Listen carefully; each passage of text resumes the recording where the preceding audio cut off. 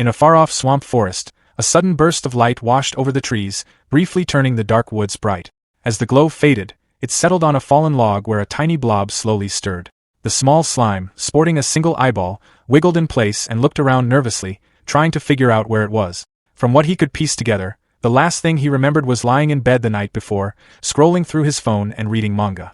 He must have fallen asleep without noticing, because the next thing he knew, he had somehow died and ended up in another world. Strangely, that didn't bother him much. He'd read enough stories like this that the situation felt oddly familiar, almost expected. What mattered now was checking his surroundings and figuring out how to stay alive. He tried calling out, hoping someone else might be nearby, but when countless red eyes flickered to life deeper in the forest, he quickly decided silence was the smarter option. Bugs crawled everywhere, and thick miasma hung in the air, yet for some reason, the place felt oddly comfortable to him. Snapping himself out of that thought, he realized this wasn't the time to relax. He needed to understand exactly what he had reincarnated into. That's when a notification window appeared in front of him, announcing that he was a level 1 slime mold. The system even labeled him as a weak creature. The realization hit hard. Of all things, he had become a slime mold. To make matters worse, his health was actively dropping, and if he didn't eat something fast, he'd die again. He scanned the area, wondering what counted as food for something like him.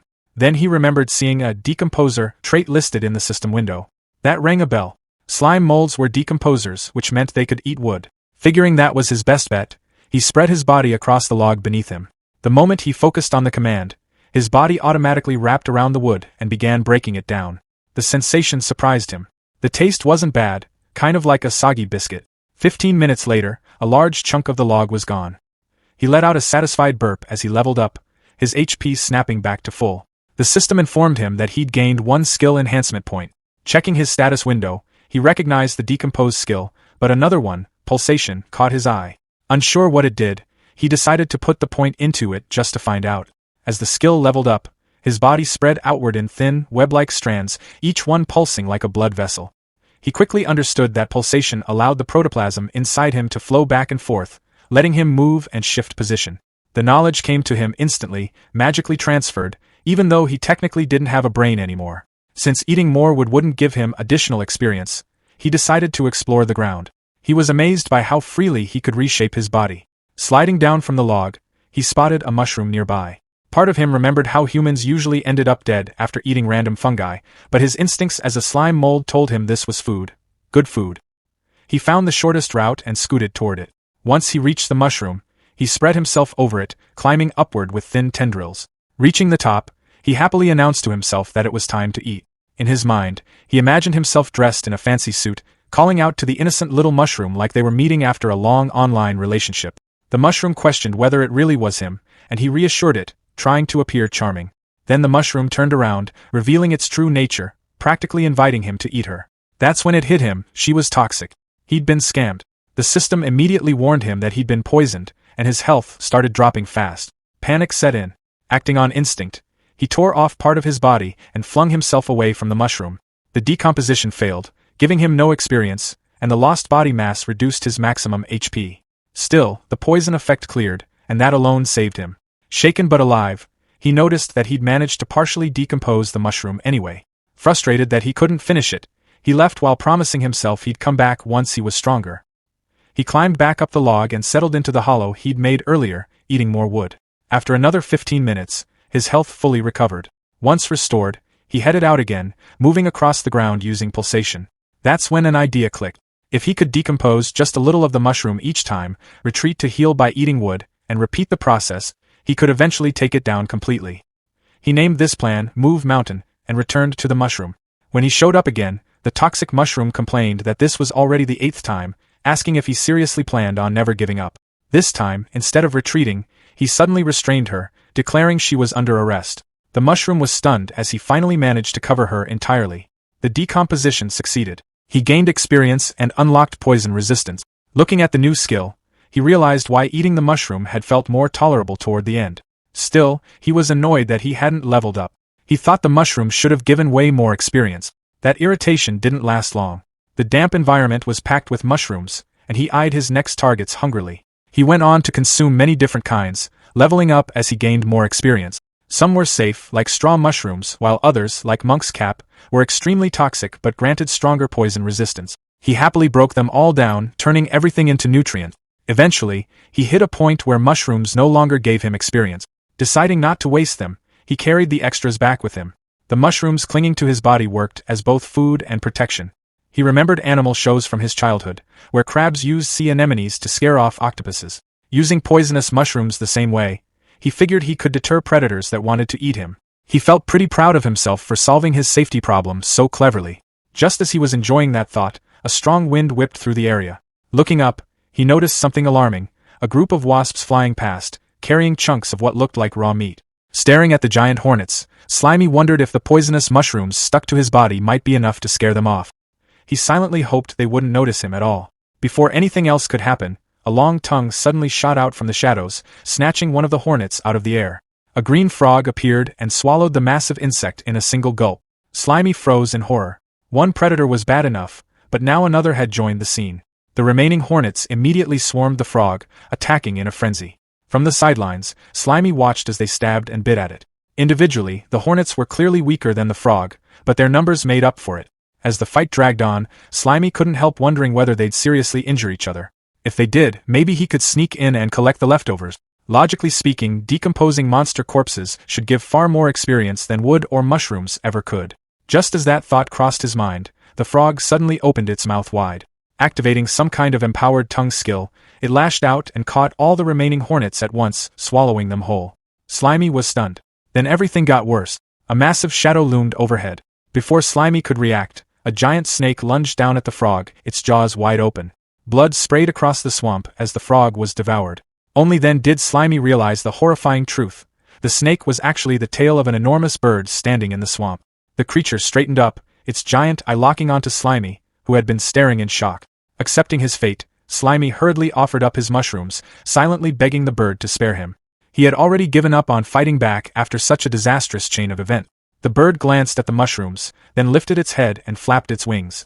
A violent gust tore through the area, nearly blowing Slimy away and stripping 30 HP from him in an instant.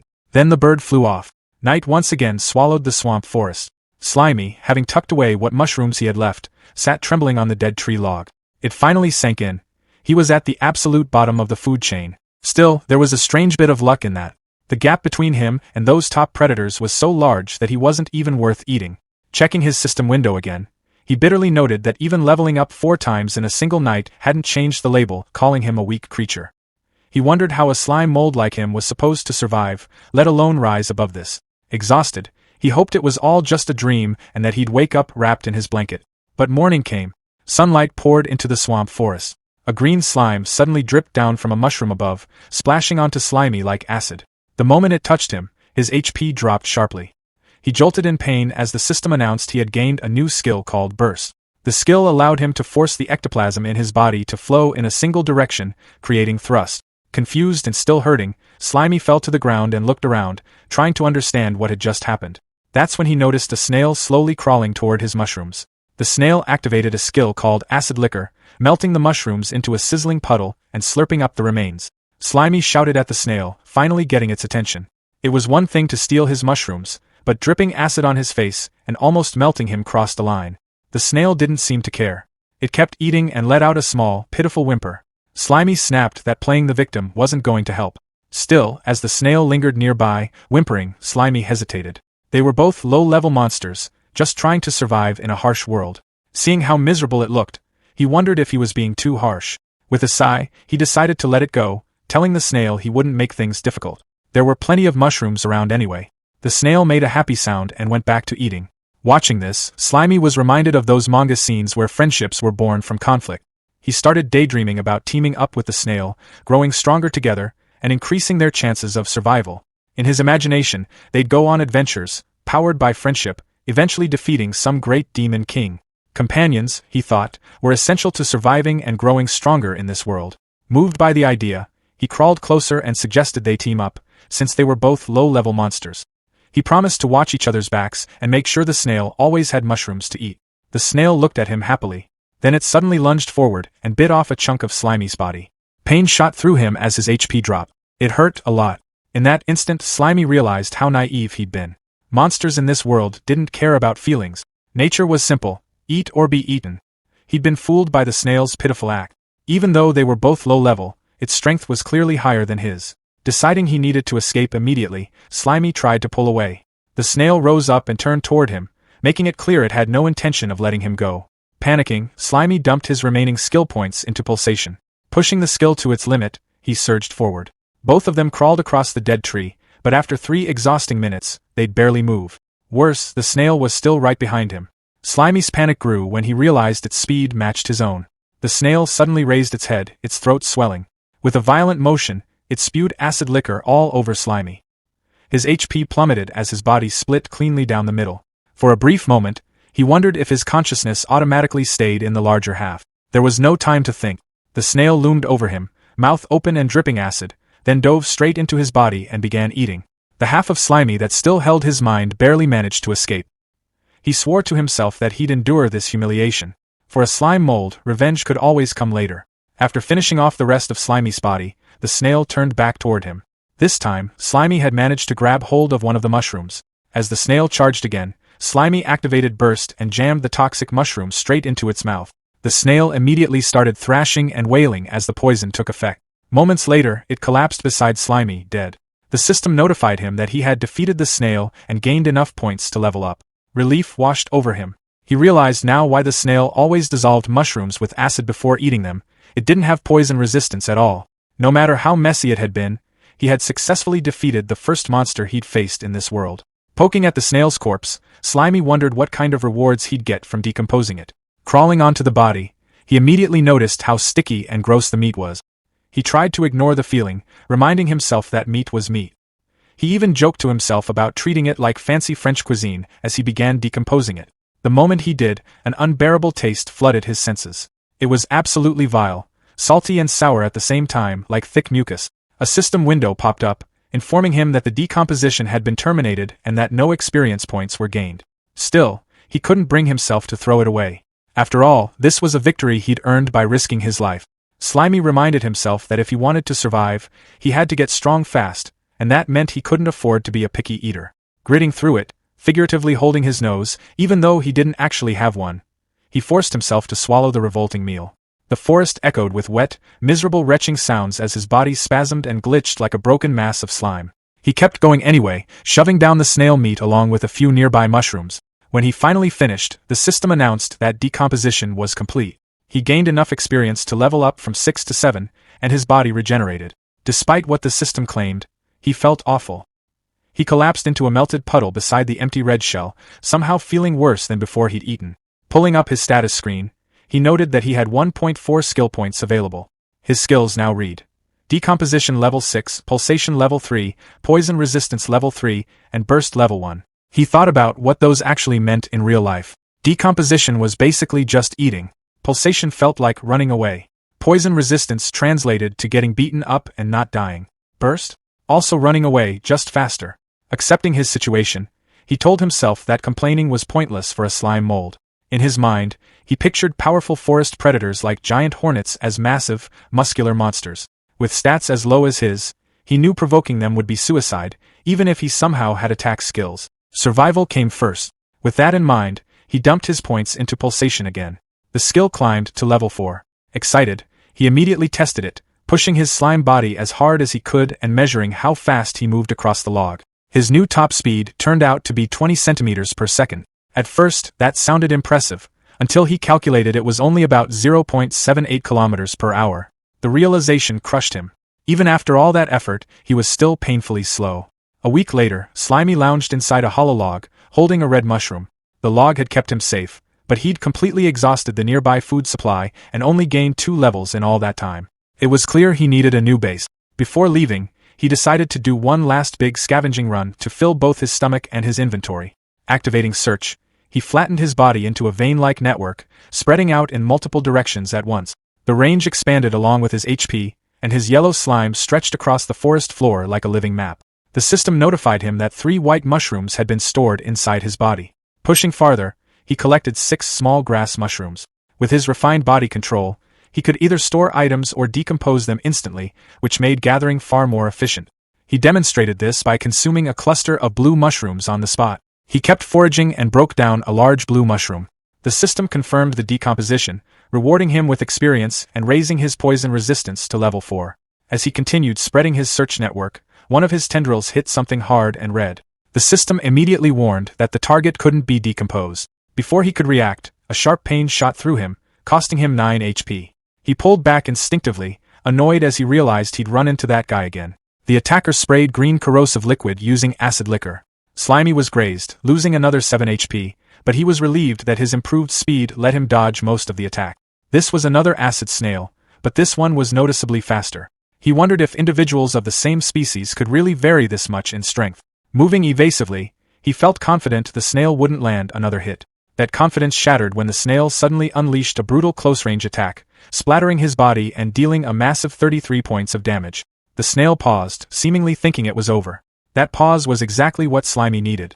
He'd taken the hit on purpose to get close. Using Burst, he jammed a poisonous purple mushroom straight into the snail's mouth. In his mind, he mocked how easy it was to beat monsters once their weakness was known, chalking it up to the clear intelligence gap between them. The plan worked instantly. The acid snail convulsed as poison tore through its body. Slimy consumed the defeated enemy, once again forcing himself through the disgusting taste. The system rewarded him by boosting him from level 9 to 10. He sat there afterward in a melted heap, feeling miserable from the meal, but he couldn't deny it. The massive experience gained from monster meat made it worth it. Once he recovered, he left the red shell behind and continued moving through the grassy forest. As he traveled, he heard rustling ahead in the tall grass. Assuming it was just another weak snail, he arrogantly called out, ordering whatever was hiding to come out. What emerged instead made him freeze. It wasn't a snail at all, but a huge, horrifying centipede with blade-like legs. The towering insect cast a terrifying shadow over him, twitching its sharp blue limbs in a steady, threatening rhythm. Panicking, Slimy scrambled behind a rock, trembling as he realized he'd made a serious mistake. The centipede lunged. Desperate, Slimy tried his usual trick. He held up a poisonous mushroom and yelled for the monster to stay back. The attempt failed instantly. The centipede's mandibles sliced the mushroom clean in half before it could even be eaten. Slimy stared in disbelief as the pieces fell uselessly to the ground. The centipede followed up with a skill called Myriad Blade Strangle, wrapping its long body around him and squeezing. It buried its head into his slime, trying to bite and tear him apart. Then something unexpected happened. The centipede struggled. No matter how it attacked, it couldn't deal any damage. That's when Slimy realized the truth. His liquid body was immune to blades and constriction. In an instant, predator and prey swapped roles. Slimy engulfed the trapped centipede, happily accepting the delivered experience points as he consumed it. Riding that momentum, he continued hunting. He spotted a large green beetle resting on a rock. He tried to attack a flying hornet but could only watch it hover out of reach, annoyed that he was still too short. When he noticed a cockroach, he recoiled in pure disgust and decided to let it go, simply because he didn't want to eat it. Some time later, Slimy traveled through the forest in high spirits, humming to himself with a red mushroom held in his body. Opening his status window, he admired his progress. He was now a level 13 slime mold with 157 HP. Pulsation had climbed to level 8, and poison resistance to level 5. Leaning back against a patch of moss, he felt genuinely satisfied with how fast he was leveling now that he'd started eating meat. His confidence returned as he pictured his place in the food chain, above insects but still below frogs, lizards, and the terror bird. That was fine for now. It was time to aim higher. He set his sights on giant frog legs, imagining himself growing unstoppable, standing atop piles of insect corpses and ruling this new world someday. With that dream in mind, he arrived at the edge of a murky pond deep in the swamp forest. He studied the water, wondering what valuable resources might be hiding below and whether he could safely explore it. Deciding the only way to find out was to try, he slowly dipped a yellow tendril into the water. The reaction was instant and agonizing. The moment his tendril touched the water, Slimy felt his body swell like a balloon. Panic hit hard as pressure built from the inside, making him feel like he was seconds away from bursting. Through raw sensation rather than thought, he understood what was happening. As a single-celled organism, fresh water was rushing straight into him through osmotic pressure. If he submerged himself, he'd swell until he popped, just like a red blood cell in pure water. He yanked his limb back as fast as he could, relieved to still be intact but forced to abandon any ideas about underwater exploration. Before he could recover, bubbles started rising from the pond. A massive, dark green shape slowly pushed its way to the surface. As it emerged fully, Slimy stared in confusion before realizing what it was: a crab. The creature stood there blankly, foam bubbling from its mouth. Confusion quickly gave way to hunger as Slimy imagined a plate of steamed crab legs. After non-stop bug meals, this finally felt like real food. Trying to be clever, He called out from the shore in a friendly tone, pretending he just wanted to make friends. The crab ignored him completely and climbed onto a steep rock jutting out of the water, sitting there and blowing bubbles like nothing else existed. Slimy quickly got the message. It wasn't coming to him. Risking his life in the pond wasn't worth it. Instead, he started planning to dissolve poisonous mushrooms and dump the toxins into the water to kill the crab from a safe distance. That plan died instantly. The giant swamp crab activated a skill called Bubble Barrage, firing a high-pressure stream of water straight at him. The blast slammed into Slimy with terrifying force, knocking him backward and ripping 25 HP away. He was stunned that something as simple as water could hurt that badly. The crab fired again. Slimy scrambled to dodge, but still took another 10 damage as he barely escaped. He slid behind a thick tree root just in time, using it as a shield against the incoming water blast. His body trembled as he realized the truth. This thing was on a completely different level from the insects he'd been farming. Running now would only paint a bigger target on him, so he stayed hidden and waited, hoping the crab would lose interest. Then he heard a massive splash. Peeking out carefully, he wondered if the crab had finally given up. Instead, his blood ran cold as he saw the giant swamp crab climb out of the pond and onto land. Its claws snapped aggressively as it activated Dash, scuttling sideways with horrifying speed. Slimy watched in disbelief as the predator charged straight toward his hiding spot. Realizing the crab fully intended to eat him, he panicked and scrambled up the tree trunk. Clinging tightly to the bark, he glanced down and felt a brief wave of relief. At least up here, the water attacks wouldn't hit him. That relief vanished instantly. A chittering sound echoed above. Slimy looked up and saw a large, pale spider with glowing red eyes crawling down toward him. Unbothered at first, he waved a tentacle dismissively, telling it to move along since he was busy dealing with the crab. In his arrogance, he even warned the spider not to be rude, bragging that he'd eaten plenty of bugs just like it. The spider didn't retreat. It hissed, red eyes burning brighter, and suddenly struck with arachnid slash. Its front leg moved like a blade, slicing through Slimy's body at blinding speed. A massive chunk of slime was severed, dealing 30 damage, and the spider calmly caught and ate it. Slimy was stunned. He'd thought he was immune to blade attacks. A status window appeared, revealing the truth. The spider was a level 16 monster with swordsmanship level 8. Before he could even process that, another blast of high-pressure water slammed into the tree trunk inches from him. The splash alone dealt another 17 damage. Trapped between the blade-wielding spider above and the water-blasting crab below, Slimy felt despair close in. Staring up at the spider blocking his escape, he cursed his luck as tears welled up in his single eye. He was stuck. Again. Below, the crab fired another bubble barrage straight up the tree. Slimy dodged at the last possible second. The water beam missed him and slammed straight into the spider's face. The impact knocked the spider clean off the tree. The spider hit the ground in a fury and immediately retaliated, firing a stream of white webbing at the crab. The sticky silk wrapped around the giant swamp crab, slowing its movements. Taking advantage of the opening, the spider leapt forward and slashed at the crab's shell. The crab responded with crustacean carapace, hardening its shell to block the strike, then countered with crustacean clamp, snapping its claws viciously. The spider twisted away using arachnid silk control, binding the crab's claws even tighter with sticky webs. High above, Slimy watched the chaos unfold. Inside, he celebrated. His enemies were tearing each other apart just like he'd hoped. The battle raged on. The crab bubbled angrily, struggling to free its bound claws. The spider seized the moment and delivered a precise slash to the crab's eye stalk, triggering a burst of light and pain. It hissed, ready to finish the job. But the crab wasn't done. With a violent swing, it forced the spider to leap back. Still, the crab's massive claw remained trapped in thick webbing. Capitalizing on that weakness, the spider moved at blinding speed, wrapping the crustacean completely in silk. Soon, the giant swamp crab was helpless, cocooned like prey. The spider climbed onto its shell, ready to feast. From the tree, Slimy stared in disbelief. The smelly crab was tied up like something from a grocery store, and the smaller spider had completely flipped the fight. The spider loomed over the crab's face. The crab stared back, foam bubbling from its mouth. The bubbles gathered rapidly, glowing with intense pressure. Then everything exploded. A massive blade of compressed water erupted from the crab's mouth with a deafening roar. Water cutters spiraled outward, shredding the silk cocoon instantly. The spider was caught midair and sliced apart in an instant, its body torn into pieces. The desperate counterattack sent water blades flying in all directions. One sliced into the tree trunk, missing Slimy by inches. He shuddered, realizing the crab's survival instincts had triggered a terrifying hidden power. Below, the giant swamp crab collapsed, completely drained. It spat out one last weak stream of water before going still. The battlefield fell silent. The spider lay in pieces, and the crab lay motionless, wrapped in torn webbing. Slimy waited behind the tree roots until he was sure the attacks had stopped. When the danger finally passed, he emerged cautiously. Approaching the immobilized crab, he mocked it for wasting all its energy firing wildly and ending up in such a pathetic state. Still, he faced a problem. The creature was tough. Suffocating it was risky, and its clamped mouth meant he couldn't shove mushrooms inside. He needed to act fast before it recovered. Scanning the area, his gaze landed on a large, heavy rock. Spreading his body over it, he tried to store it using slime space. A system error flashed, insufficient space. He realized his storage capacity depended on his HP, which was still too low after the fight.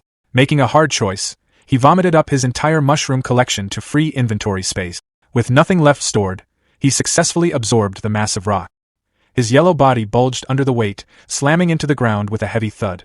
Complaining internally about how heavy it was, he dragged himself forward and slowly climbed the tree. Reaching a position directly above the trapped crab, he looked down and calmly declared that he had come to take its life. Letting gravity do the work, Slimy released his grip. He dropped like a stone. The giant swamp crab looked up in terror as a massive yellow mass fell from the sky. In a final desperate move, it fired one last high-pressure stream of water upward. The water jet struck the falling slime and rock, but the momentum was unstoppable. Slimy grit through the pain, refusing to back down. He was going to crush his enemy, no matter what it took. Below him, the crab braced as a massive shadow swallowed it whole. Then came the impact. With a deafening crash, the rock-filled slime mold slammed straight into the crab's shell, sending out a violent shockwave. When the dust finally settled, Slimy was perched on top of a completely crushed shell. The system confirmed the kill and rewarded him with enough experience to reach level 14, along with half a skill point. Relief and joy hit him all at once. Still alive. Still standing. He burst into wild laughter, celebrating the fact that he was the last one left alive. Not wasting a second, he settled onto his fresh kill and happily declared it was time to eat. Perched on the overturned shell like a chef, Slimy carefully arranged the crab's organs and roe inside it, turning the shell into a makeshift soup bowl. He ignored the spider remains entirely. Using a piece of crab leg as a utensil, he dipped the white meat into the rich yellow roe and took his first bite. The flavor overwhelmed him. After days of moldy wood, snails, and insects, the taste of fresh seafood exploded across his senses. Tears streamed down his slimy face as he realized something important. Good food really did heal the soul. In that moment, he renewed his determination to survive in this brutal world, if only to keep finding meals like this. He ate everything, leaving nothing behind. Completely stuffed, he sprawled across a log, satisfied and content. A status window popped up, showing he was now level 14 with 168 HP. His body felt refreshed, energized, and whole again. With his hunger gone, Slimy decided to put that energy toward an experiment. He positioned himself in front of a rock and focused inward, concentrating on his internal structure. Tensing his entire body, he squeezed with everything he had. His single eye bulged from the strain as he tried to force something out, screaming internally from the effort. Panting, he glared at the rock, demanding the power to come out. His thoughts drifted back to the crab's bubble barrage. Skills could be learned through practice, right?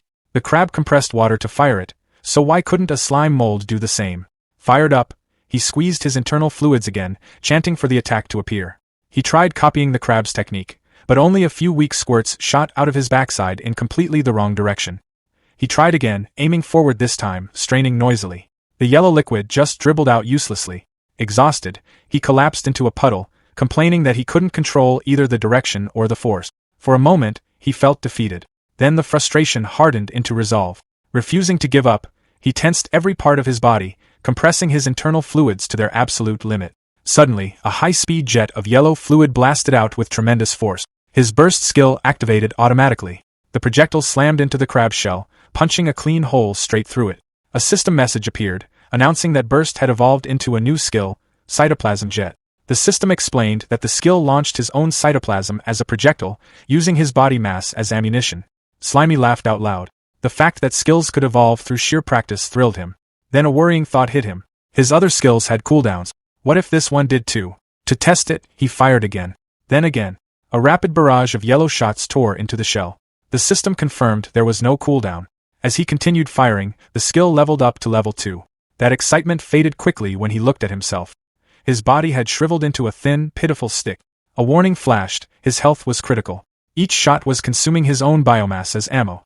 That meant his body was his only combat resource. Slightly disappointed that he couldn't become some kind of mage, he went back to eating the crab to restore his lost mass. While eating, an idea sparked. If eating restored him, what about the parts of himself that had been cut off earlier? He searched the area and found a large chunk of yellow slime lying in the grass. It looked way bigger than he expected. He wondered if he'd really lost that much when the spider sliced him. Curious, he pressed the separated piece against his main body and activated reclamation. As it was absorbed, flashes of memory flooded in. He saw the fight with the spider. He saw the rock falling. But the perspective was wrong, it wasn't his own. That's when he realized it. The severed piece had experienced things independently. Something clicked. Separated parts of his body, even without true consciousness, could still decompose things on their own. By reabsorbing them later, he could collect both the health and experience they gained. Delighted, Slimy hummed happily, convinced he'd just discovered a system exploit. He imagined sending fragments of himself in all directions, turning one mouth into many and skyrocketing his leveling speed. He tested the idea immediately using division. A small chunk split off, costing him 10 HP. Both the main body and the fragment looked weak. That's when he noticed the limitation. If his HP dropped below 30, he entered a dangerous starvation state. With a max HP of 198, he reasoned that as long as he had enough food, he could make plenty of clones safely. Straining again, he tore off a much larger chunk, taking 30 damage. The separated yellow blob wiggled and moved on its own. It worked. In his mind, he imagined himself wearing a ninja headband. The ability felt just like the shadow clone technique from Manga. Pumped with excitement, he raised an imaginary fist and declared it was time to get to work. He ordered one clone to decompose a dead log and sent others toward a nearby mushroom pile. His status screen showed a level 14 slime mold with 198 HP and skills including decomposition, pulsation, poison resistance, and cytoplasm jet. The plan felt solid. Let the clones farm resources while he stayed safe, eating leftover spider meat and keeping his main body at full health. Mastering his body more and more, he imagined himself with a cool armored humanoid shape. Confidence surged as he visualized attacks passing harmlessly through him. A normal thrust? Useless. A powerful slash? His body would just reconnect. Physical attacks couldn't threaten him. Still, his expression grew serious. There was one thing he hadn't tested yet. Magic. He wondered if magic could kill him where physical attacks failed. Maybe he hadn't seen magic yet because this world was closer to a savage animal kingdom than a fantasy one. Deciding to experiment further, he set a trap near the murky water, using small pieces of his yellow body as bait. A giant swamp crab burst from the pond and grabbed one piece. He'd already laid a trail of slime chunks leading inland. More crabs followed the trail, happily feeding, unaware they were walking into a kill zone. High above, Slimy clung to a tree branch, watching as the crabs gathered below. When they finally looked up, it was too late. A massive shadow fell over them as he shoved the branch loose. The branch crashed down with devastating force, instantly crushing the crabs. System notifications flooded in. Killing 6 crabs at once pushed him from level 14 to 15. He dropped down, finished off any survivors with a rock, and started eating. After decomposing the meat, his health fully recovered. He glanced at the clean shells, satisfied with how efficient his farming method had become. Feeling stronger than ever, he decided to practice combat. Setting up a crab shell against a rock, he imagined himself as a cool gunslinger, preparing a move he proudly named Plasmodial Barrage. In reality, he unleashed a storm of yellow slime bullets, hammering the target with speed and force. Smoke rose from the shell as the system announced that cytoplasm jet had leveled up from 5 to 6. The intense training, however, began to take its toll. The slime mold was left shriveled and cracked, his body dried out and his health hanging by a thread after using his own mass as ammunition. To pull himself out of the autophagy state, he sluggishly ate a mushroom, feeling his form slowly plump back up. Looking back on the last 2 days, he noted that the non-stop training had paid off. Both the power and accuracy of his attacks were noticeably better. He ran through the numbers in his head and realized he could only fire about 30 cytoplasm jet shots before his health dropped into dangerous territory. That limit bothered him. He started wondering how to make each shot deadlier without burning through more of his own body. As he picked up a poisonous mushroom and then a nearby rock, an idea clicked. If he could add ingredients to his ammo, the shots wouldn't have to rely on raw force alone. Wrapping a poisonous mushroom inside a slime projectile should let him inflict poison damage from a distance. Encasing a rock, on the other hand, would massively boost physical impact. Without hesitation, he tested it. The rock-infused shot slammed into its target with a sharp crack, proving the concept instantly. Pleased with himself, he smugly decided he was a genius for inventing such a flexible attack. His celebration was cut short by a soft cooing sound. He noticed a strange glow coming from a hollow in a nearby tree and wondered if it was just a bird or maybe fireflies. Curiosity won out. He climbed the trunk and peeked straight into the glowing hole. What he saw nearly stopped his core. A spectral, glowing blue owl stared back at him. Its magical aura was unmistakable. Panic exploded through him as his worst fear became reality. This was a monster that used magic. Terrified of being hit by a spell, he dropped from the tree and fled as fast as he could. The owl didn't chase him. It simply remained perched, silently watching him run. What he didn't know was that this wasn't a wild monster at all, but a magical skill called symbiotic scrying. Far away, a human woman held her hand up like a telescope. Her right eye glowed with the same blue light as the owl's, sharing its vision. She rode atop a massive armored boar alongside 2 other adventurers. When a bearded man asked if she'd found anything, she lowered her hand and casually replied that it was nothing important, just a strange little monster. The group continued through the forest. A pink-haired scout commented that it felt odd not encountering any high-level monsters. The bearded warrior told Little Steel to stay sharp and lead, worried that their magical link to the guild master had gone quiet. Meanwhile, the slime mold was in full panic mode. Convinced the owl had marked him, he fled blindly, knowing better than to mess with magic users. He reached a river and hesitated, unsure how to cross. Then he remembered physics, momentum mattered. He launched himself into the air and, mid-flight, activated Plasmodial Barrage. Instead of attacking, he fired backward, using the shots as propulsion. The plan worked, but it cost him 80 HP. He rocketed over the river, crashing hard on the other side, exhausted but alive. Believing he'd escaped, he gnawed on dead wood to recover. Even as his health stabilized, he admitted to himself that while he was strong for his level, a true high-tier enemy would kill him instantly. Then the air changed. A terrifying pressure slammed down on him, wrapped in a dark, fiery red aura. He froze, sensing something far worse than the snake-tailed terror bird. Assuming the magic owl had found him, he slowly turned, only to realize the source of fear wasn't the owl at all. Lying on the forest floor was a colossal severed claw, white-scaled with a black nail, so massive it crushed trees beneath it. His single eye struggled to process what he was seeing. A giant finger. Fear twisted instantly into greedy excitement. To him, this was a legendary golden finger, the kind of cheat-like power-up whispered about in stories. If he absorbed it, he was sure it would grant immense power, maybe even a massive evolution. Laughing wildly at his luck, he spread his body over the scales and activated dissolution, wrapping slime tendrils around the limb. Almost immediately, pain ripped through him. The object resisted digestion fiercely. A system alert flashed, decomposition failed. His skill was too low, or the level gap was simply too large. The limb's invulnerability activated, its overwhelming power repelling his cells. Instead of gaining experience, he started taking damage in wave. Realizing he was killing himself, he activated autotomy and severed the connection. A chunk of his body tore away as he recoiled. Staring at the finger again, he felt nothing but regret as tiny +1 experience messages floated up mockingly. He cursed himself for not upgrading decomposition sooner. The treasure was right there, yet completely unusable. He couldn't digest it, and his inventory was far too small to store it. Reluctantly, he decided to leave it behind, grind levels, max out his skill, and come back later. That plan shattered instantly. The ground began to rumble violently. The severed finger suddenly glowed, erupting with energy before blasting straight out of the earth. It tore through soil, rock, and trees, shooting into the sky.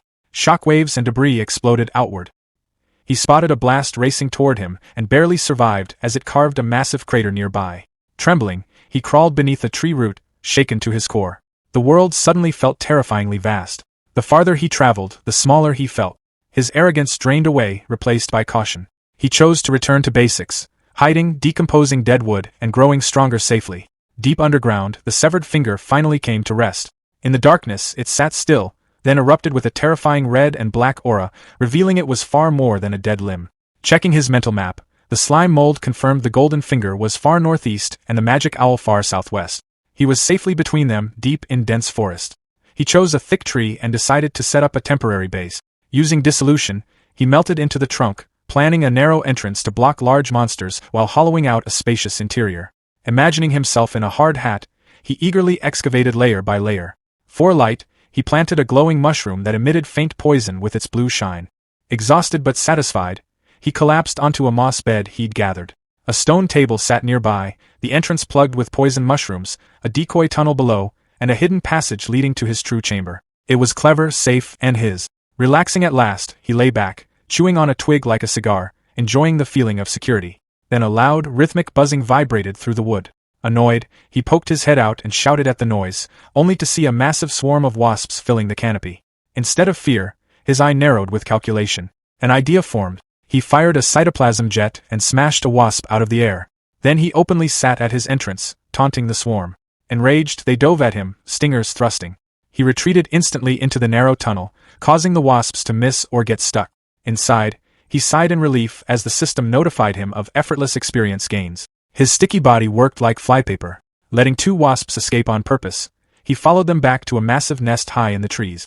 From a branch, he studied it, already planning its destruction. When he revealed himself, sentries released pheromones and the sky filled with buzzing. Thousands poured out. Confident that stings were useless, he welcomed the experience, until the wasps formed a tight, vibrating ball around him. Heat surged. A system warning screamed as his cells began dying. Horrified, he realized they were cooking him alive. Panicking, he unleashed plasmodial barrage, shredding the formation. Then new enemies appeared, armored wasp guards with beeswax shields that blocked his shots. Worse still, he spotted a white-furred insect wielding a staff. A glowing magic circle formed overhead. A wasp mage. The hierarchy was clear, and his greatest fear, magic, stood right in front of him. As guards charged, he fired non-stop, anchoring himself to the branch and decomposing wood to regenerate health mid-battle. When guards crashed into him, he mocked them as his body trapped and dissolved them alive. With storage full, he improvised, turning a wasp spear into a reinforced projectile. The enhanced shot shattered a shield and skewered its target. Seeing its defenses broken, the wasp mage ordered a retreat. The swarm fled. He remained on the branch, watching them go, scoffing as he decided they'd run because they finally understood how dangerous he was. A thick golden substance started pooling together, twisting and swirling until it formed a smooth, glowing orb. A slimy creature freezes nearby, staring at it like it's the only thing in the world. One thought loops in its mind: that has to be bee honey, and I need to taste it. But the honey isn't unprotected. A large, regal bee mage drifts into view, staff in hand. With a smooth flick of its wand, it gathers mana and forms a small orb of fire. Basic stuff, a beginner spell called Spark Ember. The fireball launches, and slams straight into the slimy, detonating on impact. The slimy jolts back. The hit is brutal, and completely unexpected. The bee mage doesn't slow down. Hovering in place, it fires off 2 more embers in rapid succession. The flames weave cleanly through the trees and smash into the slimy again. Panic sets in. Fire magic is the slimy's worst matchup, and the honey coating its body only makes things worse. Even with its slow regeneration kicking in, it knows the truth. This fight is impossible. It turns to flee, but it's too late. Another fireball slams home, cutting off any chance of escape. Desperate, the slimy fires back, launching a chunk of its own body in a move called Plasmodial Barrage. The attack is fast and sloppy, but it never reaches its target. 2 smaller bee soldiers flash into existence beside the mage, and together they cast twin beeswax barrier. A glowing, hex-shaped shield snaps into place. The slimy's attack splatters uselessly against the barrier. It stares stunned. Offensive magic, defensive buffs. Of course they have both. Completely unfair. That's when more fire rains down from above. The bee mage shifts tactics and casts Swarm Summon. From the hive, a wave of small, glowing bees pours out. They don't hesitate. Each one dives straight at the slimy and explodes. The forest shakes as blast after blast rocks the area, hammering the creature without mercy. Barely holding itself together, the slimy ends up stranded on a high tree branch. Its body quivers, barely clinging on. From a distance, the bee mage watches in silence. For the final move, the mage floats closer and presses its wand against the branch. With a clean, sawing motion, it cuts through the wood. The branch cracks and snaps. The slimy falls straight down toward the same pool of golden honey it wanted so badly. As it plummets, the bee mage gathers power, standing over the honey as energy swells into a massive fireball, far bigger than anything before. The entire swarm goes quiet, watching. With one final motion, the mage releases the spell. The colossal fireball roars downward, aimed at the helpless slimy and the honey below, ready to erase everything in a single, overwhelming explosion. The colossal fireball slams into the ground, detonating in a massive blast that swallows the honey pool and the falling slimy decoy. Smoke, fire, and debris roar into the air as the bee mage and its soldiers watch in tense silence. For a moment, it looks like the fight is finally over. Then something moves. A lone bee soldier buzzes uneasily, sensing something off. The others turn just in time to see a small chunk of slimy push up from the forest floor. In a flash, it launches forward and slaps onto the bee mage. While the main bee forces focused on the decoy outside, the nest itself had been left nearly undefended. From the very beginning, Slimy had been stretching its body underground, slowly forming a hidden tunnel straight into the heart of the hive. The creature shoved onto the branch and dropped into the explosion wasn't the real one at all, just a split-off decoy made at huge cost to Slimy's health. While the bees poured everything they had into destroying it, the real Slimy slipped away through its secret passage. Now deep inside the hive, Slimy slides through tight honeycomb corridors. It sends out thin tendrils, feeling its way through the maze. It passes a chamber overflowing with honey but doesn't stop. This can wait. What it's after is far more important. its tendrils suddenly break into a vast chamber. There, exposed and massive, is the Bee Queen. Before the royal guards can react, Slimy warned them not to move, saying their queen's life was in his hands as he threatened her with a rock. The queen screamed as he tightened around her, her pain echoing through the hive. The mage didn't hesitate and ordered the warriors to attack. Watching them rush him, Slimy felt a flash of disappointment. There was clearly no room for negotiation. In response, he crushed the queen's body and tore her head apart. The mage wasp froze in horror as the hive began collapsing almost instantly. Slimy hadn't expected it, but the queen bee functioned like a core machine. Once she was destroyed, the entire swarm naturally broke down and disintegrated. He'd briefly considered talking things out, but it became clear that even creatures with social structures were still driven by instinct at a low level. The system chimed in, informing him that he had met the requirements to level up. It also warned him that decomposing B-rank parts would no longer give experience after 24 hours, and that any HP exceeding his maximum would be cleared within an hour. He had reached level 21. This decomposition had greatly increased his poison resistance, and he'd unexpectedly unlocked a new skill called Central Command. However, when he tried to put a skill point into it, the system told him he didn't have enough subordinates to use it. He'd originally planned to max out his decomposition skill for future scavenging, but learned the hard way that racial skills couldn't be upgraded with points. With no other option, he put his points into pulsation instead. Luckily, this haul had been rich in resources. As his HP increased, the slime mold space inside his body expanded too, and the honey he'd collected felt like pure treasure. Still, when he looked back at the ruined hive, he couldn't shake the strange mix of emotions stirring inside him, despite not even having a heart anymore. Ever since he'd turned the tables on the snail, he'd officially stepped onto the path of predation. Yet something felt off. His thoughts drifted to the crab's child, imagining the little one waiting and wondering why his father hadn't come back to play like he promised. He pictured the crab telling his wife he'd be late because of work, asking her to explain it to their child. The mother would reassure the baby, saying his dad was working hard and just needed time. But as hours passed, even she would start to worry. It had gotten so late, and there hadn't even been a call. She might have wondered if he'd passed out drunk somewhere.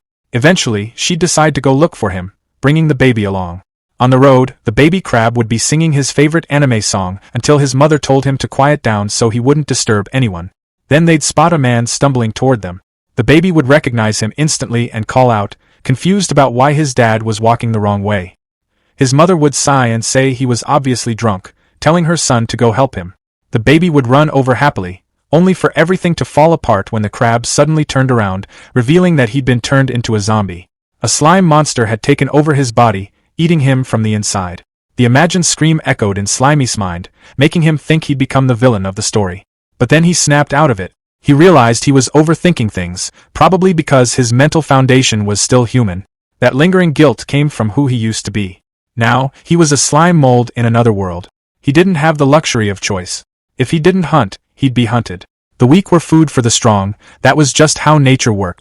To survive in this ice sky, hunting and decomposition were his only real options. Material foundation determined the superstructure, so survival came first. With that decided, he turned his focus to reclaiming the split body he'd released earlier that morning, curious about what surprises it might bring. He rushed toward the location.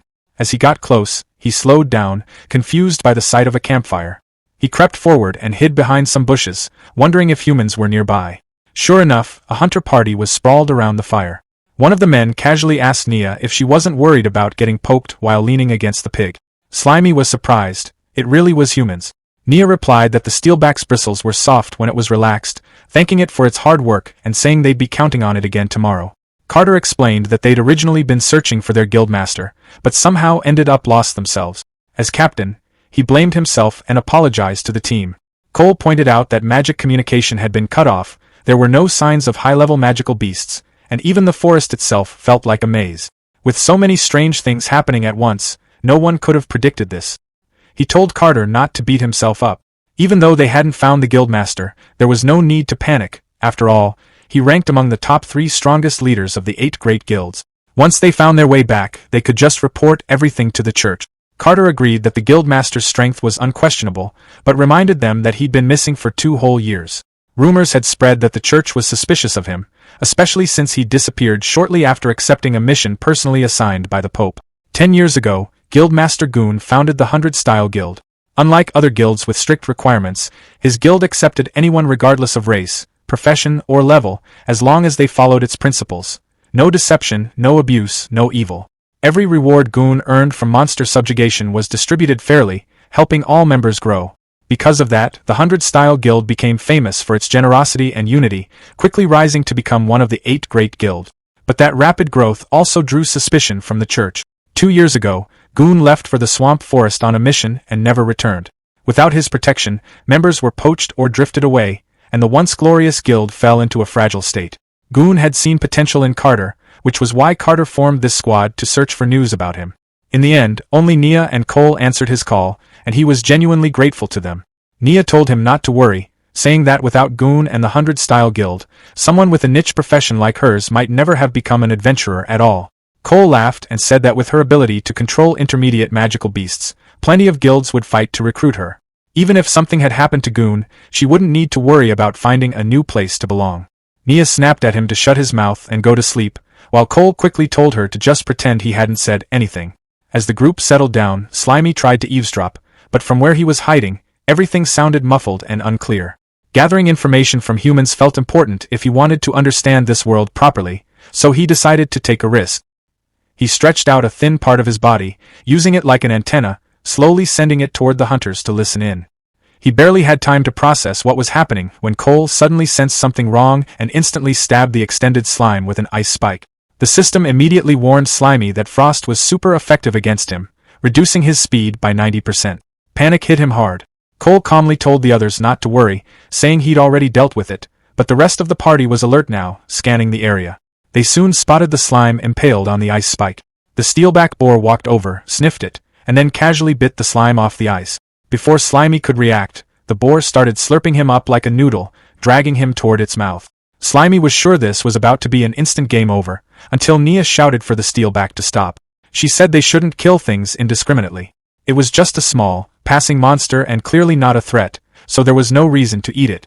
Reluctantly, the steelback spat Slimy out, and he landed right in Nia's hand. As she held him, she frowned slightly, saying he felt familiar, like she'd seen him somewhere before. Half curious, half serious, she asked if he wanted to form a monster contract with her. To Slimy, she looked like a literal angel. The idea of finally experiencing those classic ice-sky bonds made him instantly agree in his heart. Before anything could happen, Carter cut in and told her to stop fooling around. They still needed to find their way out of the forest tomorrow, and now wasn't the time to be collecting monsters. He added that wasting mana on a low-level slime was pointless. That comment hit Slimy harder than the ice spike. Nia shrugged and let him go. As Slimy landed on the ground, he realized something important. They couldn't hear him speak at all. That realization sparked an idea. Slowly, he stretched his body again, shaping himself carefully in front of them. The hunters stared as Slimy formed the word, hello, using his slime body, fully expecting them to be shocked by his intelligence. Instead, they looked mildly disgusted and assumed he was excreting waste. That's when it hit him. They didn't speak Chinese. The realization deflated him instantly. Any attempt at communication would probably just get him labeled as a weird monster and killed on the spot. Deciding it was safer to give up, Slimy retreated. At least now he knew humans existed in this world. Unfortunately, there was also a very real language barrier standing between them. Under the moonlight, the slime mold bounced across the water, quickly putting distance between himself and the humans he'd just run into. Once he landed safely on the grass, he pulled back the magical threat he'd been holding onto. Magical surveillance was still his biggest weakness, and the last thing he wanted was to run into that spectral owl again. To distract himself, he decided to test out a new skill he'd picked up during the wasp fight. When he activated Nucleus Command, a digital grid spread out around him, scanning the area. His senses sharpened instantly, turning into something like a living radar. Soft beeps echoed in his awareness as the blue grid expanded through the trees, mapping the dark forest around him. He settled onto a rock and waited. The scan locked onto something familiar. He felt it immediately, one of his split bodies. That's when it clicked. Nucleus Command wasn't just scanning the environment. It was tracking pieces of himself. He shot through the forest, following the signal as it grew stronger. Soon, it led him to a fallen log where a huge, glowing yellow mass pulsed softly. He froze in shock. His clone had grown massive on its own. For a moment, he wondered just how much it had decomposed while he was gone. Without hesitation, he activated Reclamation and merged back with the oversized clone, pulling in all its nutrients. The system instantly announced a massive boost in experience and HP. Energized, he leapt away, chasing the next signal and continuing his harvest. Another clone was found and absorbed, pushing his poison resistance up to level 8. With the combined experience, he leveled up again, reaching level 22. Landing back on the grass, he felt eager to keep going. He activated Nucleus Command once more, but this time, the signal was weak, barely beeping. Confused, he scanned the area frantically, trying to figure out what happened. Then he noticed movement near a patch of mushrooms. His focus snapped into place just in time to see the problem. An acid snail was chewing on his clone. Furious, he shouted at the creature and fired a jet of cytoplasm straight at it. The blast knocked the snail away, leaving the clone shaking where it lay. For a split second, he treated it like a bullied kid, mentally promising to protect it this time. He moved in to reclaim what was left. Then everything went wrong. A fast red blur slammed down from above, smashing the mushrooms apart. A long, sticky tongue shot out and scooped up the clone right in front of him. Before he could react, a fat green frog swallowed it whole and let out a satisfied croak. The slime mold stared in disbelief as the frog burped. Just like that, his experience was gone. Shock turned into pure rage. Staring the frog down, he silently swore the disgusting thing would pay for stealing his clone. He fired a plasmodial barrage, launching a hardened projectile straight at it. The frog noticed too late. The shot slammed into its face and sent it tumbling backward. Seeing it fall, the slime mold scoffed, thinking he'd gotten strong enough to take on even bigger threats now. But that confidence didn't last long.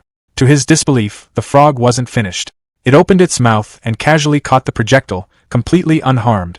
Before he could fire again, the frog leapt high into the air and splashed into the river, disappearing beneath the surface. The slime mold rushed to the edge of the rock, shouting that it couldn't escape. The frog's head popped back up, croaking mockingly from the safety of the water. Refusing to let it go, he fired a volley into the river. Every shot splashed uselessly across the surface, losing momentum instantly. Frustrated, he stopped. It finally hit him. He couldn't touch it while it stayed underwater. Suddenly, the frog burst out of the river. Watching closely, the slime mold assumed it needed air and confidently declared that weakness meant it was dead. But he was wrong. The frog pushed off the water itself, releasing power and launching toward shore like a living missile, its mouth wide open. He barely dodged as it crashed into the rock where he'd been standing. While the frog recovered, he fired a stone-hardened barrage that struck its eye with perfect accuracy. As soon as the hit landed, he retreated up a tree.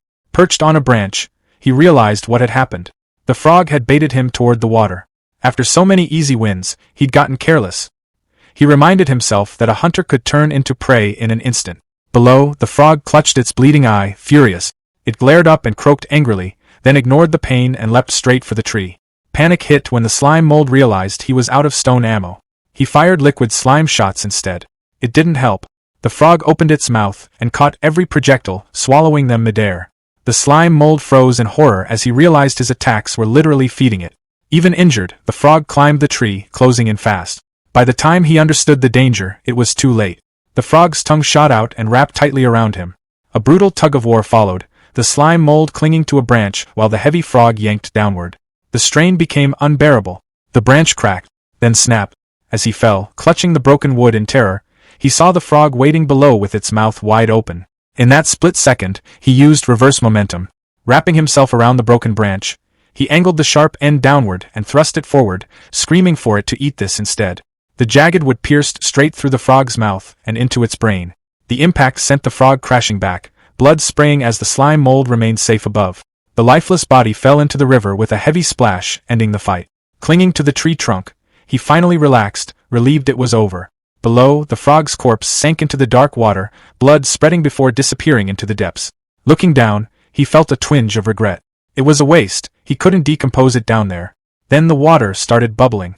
Two glowing, menacing eyes opened in the depths, staring straight up at him. A beam of light exploded from the water, slicing through the air beside him. The blast struck the tree trunk and cut through it effortlessly. The next moment, the tree and the screaming slime mold were launched into the night sky. From the water below, the enemy revealed its new form, a pale, glowing entity with burning red eyes, activating sanctified fall. The slime mold was completely thrown off by the enemy's sudden transformation. He shouted in disbelief, wondering how a frog that was clearly dead could come back with this kind of power. The sanctified frog dragged itself free from the shattered tree, its glowing red eyes locked onto him with pure hatred as it prepared to finish the job. Without warning, swollen growths on the frog's eyes burst open, firing high-pressure streams of blood like laser beams. The slime mold barely dodged in time. The corrosive blood sliced into the tree where he'd just been, and in that instant he knew he was outmatched. He shot a strand of slime upward, snagged a higher branch, and swung away, leaping rapidly from tree to create distance. As he fled, his mind raced. A smart mold knew when to retreat. Still, it didn't make sense. This was supposed to be a low-level monster. Why did it have a third form when others barely lasted a second? Something about it felt wrong, and that only reinforced his decision to run. The sanctified frog refused to let him go. It roared and gave chase, moving with an unnatural speed. Using its tongue like a grappling hook, it swung through the air, matching the slime mold's movements almost perfectly and closing the gap fast. The frog unleashed sanguine lash. A whip of solidified blood tore through the air and sliced clean through one of the slime mold's tendrils, dealing 199 damage. He lost his grip and fell as a system alert screamed that a foreign substance had invaded his body. He realized the frog's blood was so toxic that even his level 8 poison resistance couldn't block it. The frog didn't stop. Diving down, it activated tongue lash. Its long, blood-red tongue shot out like a harpoon, wrapping tightly around the slime mold and yanking him downward. Even then, he scoffed, noticing the damage was only 1 point. He figured physical attacks meant nothing to a liquid body like his. That confidence vanished the moment he hit the river. Fresh water, his worst possible weakness. A red warning flashed as his cell osmotic pressure spiked dangerously, telling him to escape immediately or die. Before he could react, the sanctified frog lunged forward, jaws wide. Its mouth snapped shut, swallowing him whole. The frog floated on the water, looking satisfied. But then its mouth bulged and twitched. Inside, the slime mold was still alive, struggling desperately. The frog clamped its jaws tighter, forcing him down its throat. In the stomach, he was submerged in digestive acid, watching in horror as his HP drained at 33 damage per second. Panic overwhelmed him. He tried to eject his core, but exhaustion dragged him down. His split skill wouldn't activate. Above the surface, the sanctified frog croaked triumphantly, splashing as if celebrating its victory. Inside, being dissolved alive, the slime mold made a desperate decision. Instead of resisting the water, he leaned into it. He intentionally triggered his osmotic weakness. By absorbing water, his body began to expand rapidly inside the frog's throat. The frog immediately sensed something was wrong. It grabbed at its neck as it bulged unnaturally. The slime mold kept expanding, forcing himself into the frog's mouth and throat, determined to choke the monster to death by sheer size. To survive the damage while growing, the slime mold burned through every drop of hornet honey he had, restoring 400 HP per use just to keep expanding. With constant regeneration, his body ballooned to an enormous size, stretching the frog beyond its limits. Then it burst. With a massive explosion, the sanctified frog was torn apart from the inside. Blood and gore sprayed across the water as the slime mold's expansion completely destroyed it. Victorious, he floated on the river like a mountain of green slime as the system confirmed the kill and awarded experience. It also informed him that surviving the toxic blood had granted him a new antibody. Drifting among the swamp trees, he stared at his massive new form in disbelief. A status window popped up, showing a new passive ability. Osmotic Pressure Regulation, MAC. His HP had skyrocketed to 11,700, far beyond his normal max of 924. But a timer warned him that the excess health would vanish in 1 hour. He studied himself carefully. His size let him float like an iceberg. His lower body absorbed water, but his sheer volume allowed him to balance the pressure safely. Full water immunity wasn't something he'd planned, but it was a huge bonus from his reckless gamble. Then he noticed the timer again. Nearly 10,000 extra HP, making him practically invincible, was about to disappear. His expression shifted, turning serious and greedy.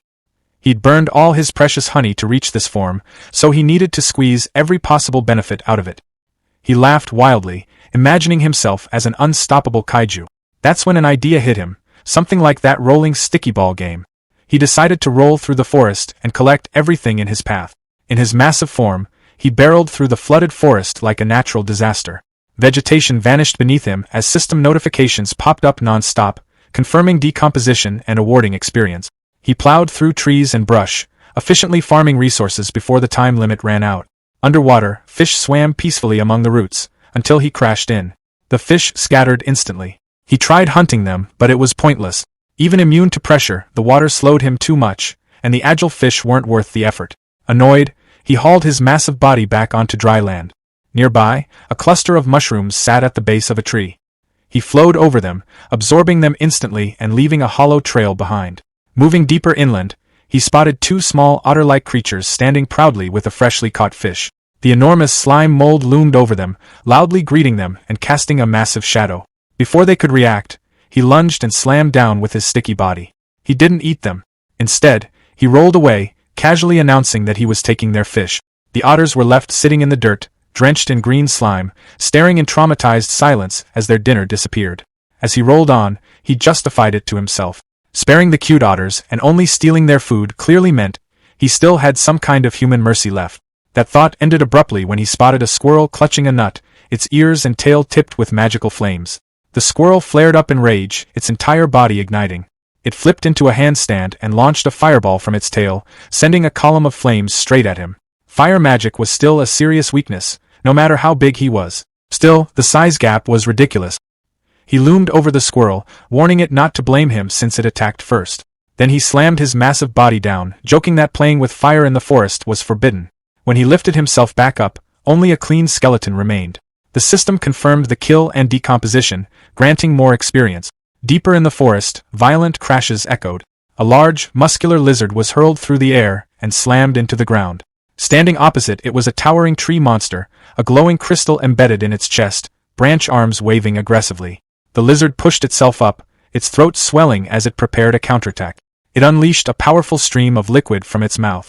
Acid sprayed over the tree monster, sizzling violently. The bark and flesh began to melt as the creature writhed in agony. Even as its body melted away, the tree monster wasn't finished. A glowing seed shot out from its collapsing form and landed neatly inside a hollow stump nearby. Drawing power straight from the earth, the stump pulsed with energy and regenerated almost instantly, restoring the tree monster as if nothing had happened.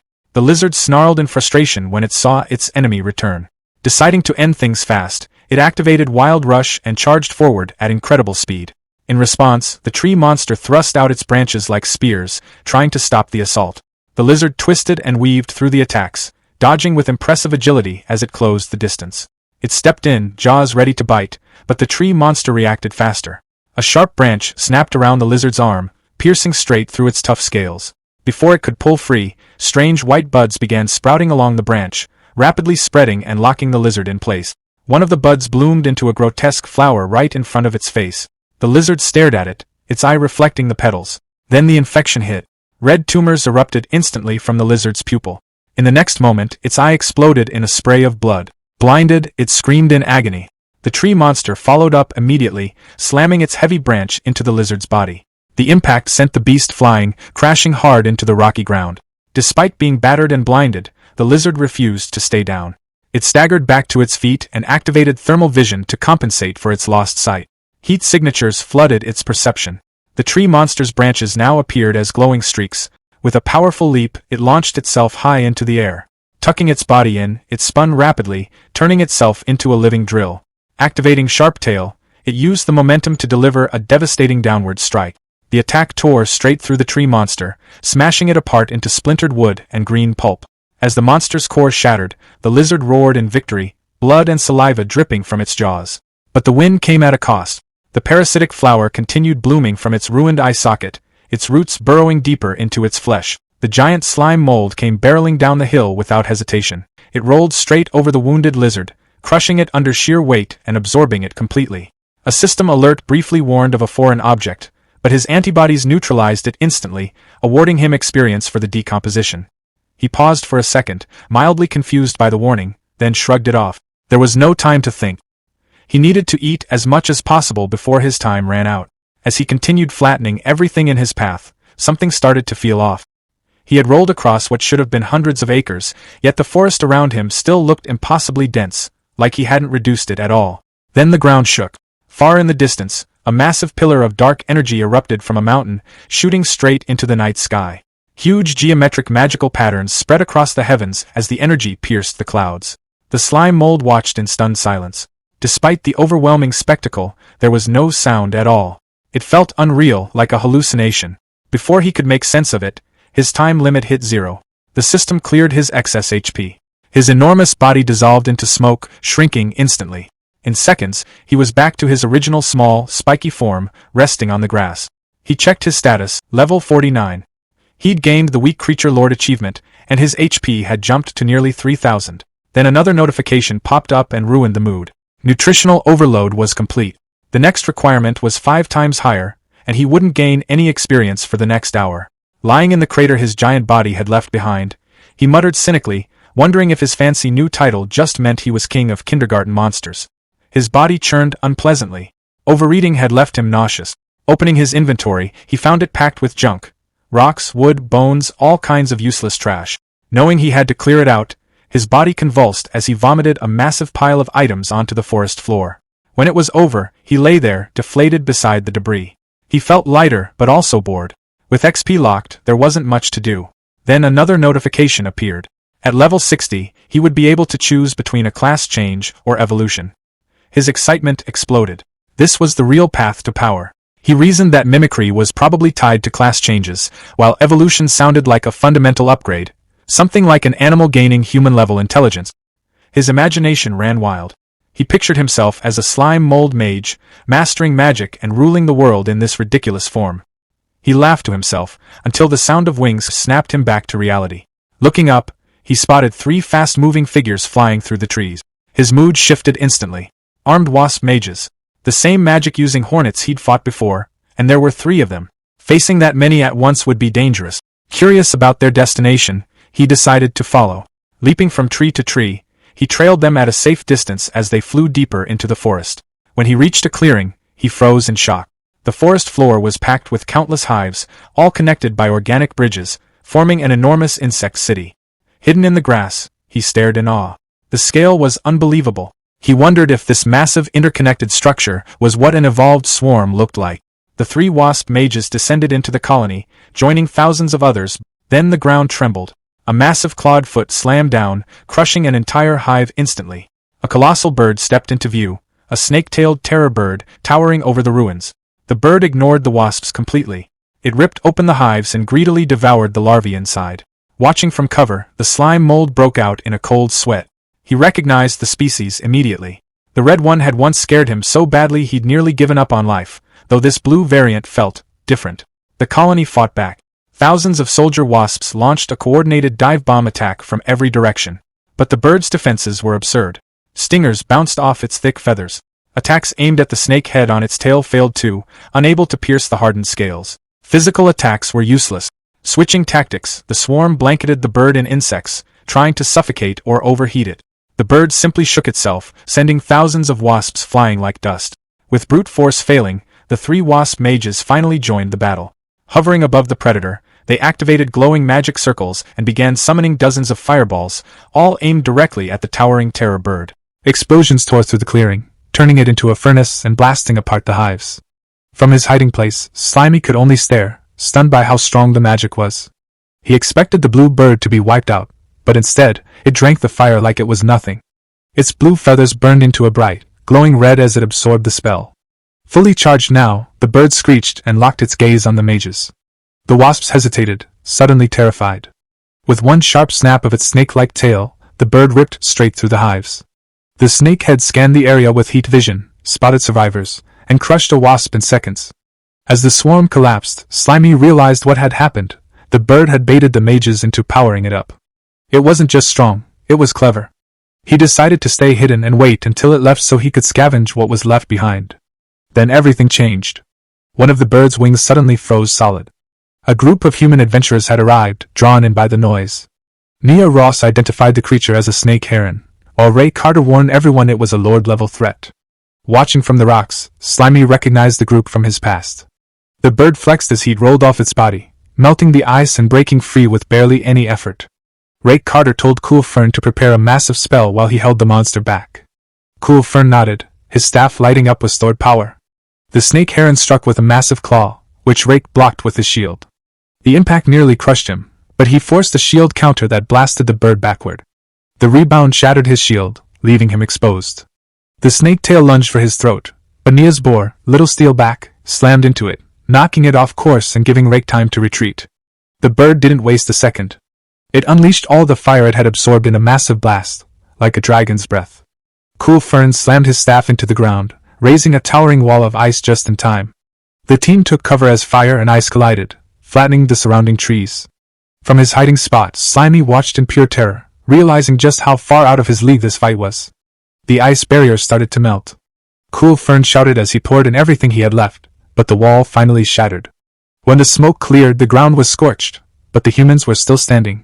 Slimy could only feel miserable about how weak he was compared to them. Exhausted, Cool Fern admitted he was completely out of magic. Rake immediately took control, telling Nia to cover him while he went for the final blow. Little Steelback fired a spread of quills at the bird, distracting it long enough for Rake to release his full power. He launched himself into the air and came crashing down, his mace glowing like a falling meteor. The strike smashed the bird's head into the dirt, crushing its skull in one clean hit. The monster dropped. Rake stood over the body and declared the battle finished. Cool Fern let out a breath, commenting on just how dangerous the creature had been. From the shadows, Slimy decided that sticking close to humans might be his safest option. Rake told Nia to search the bird's memories for clues about their missing boss.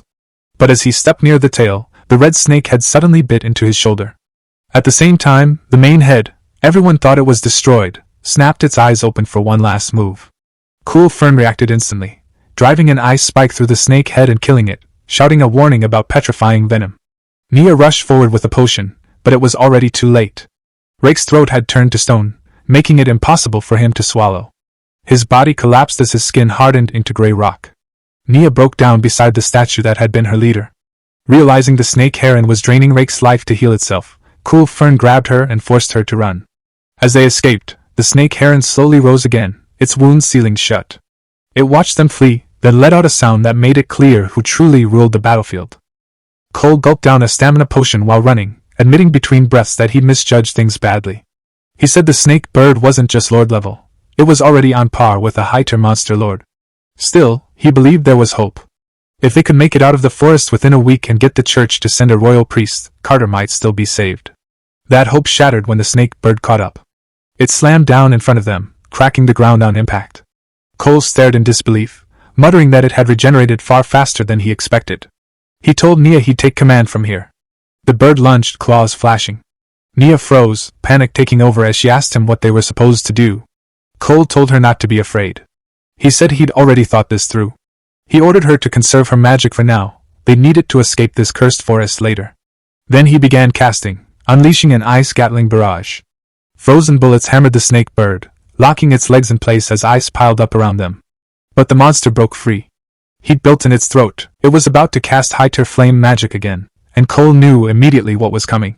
He shouted at Nia to ignore everything else and just run. Seeing him walk straight toward the bird, Nia demanded to know what he was doing.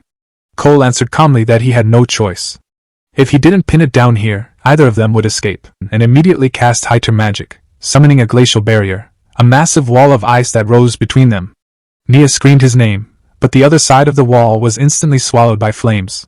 The heat and light tore through the forest, leaving her devastated. Nia clenched her teeth and swung herself back onto Little Steelback's back, urging it forward as she rode away. She knew she had to leave this place immediately, and report everything about this twisted forest to the church.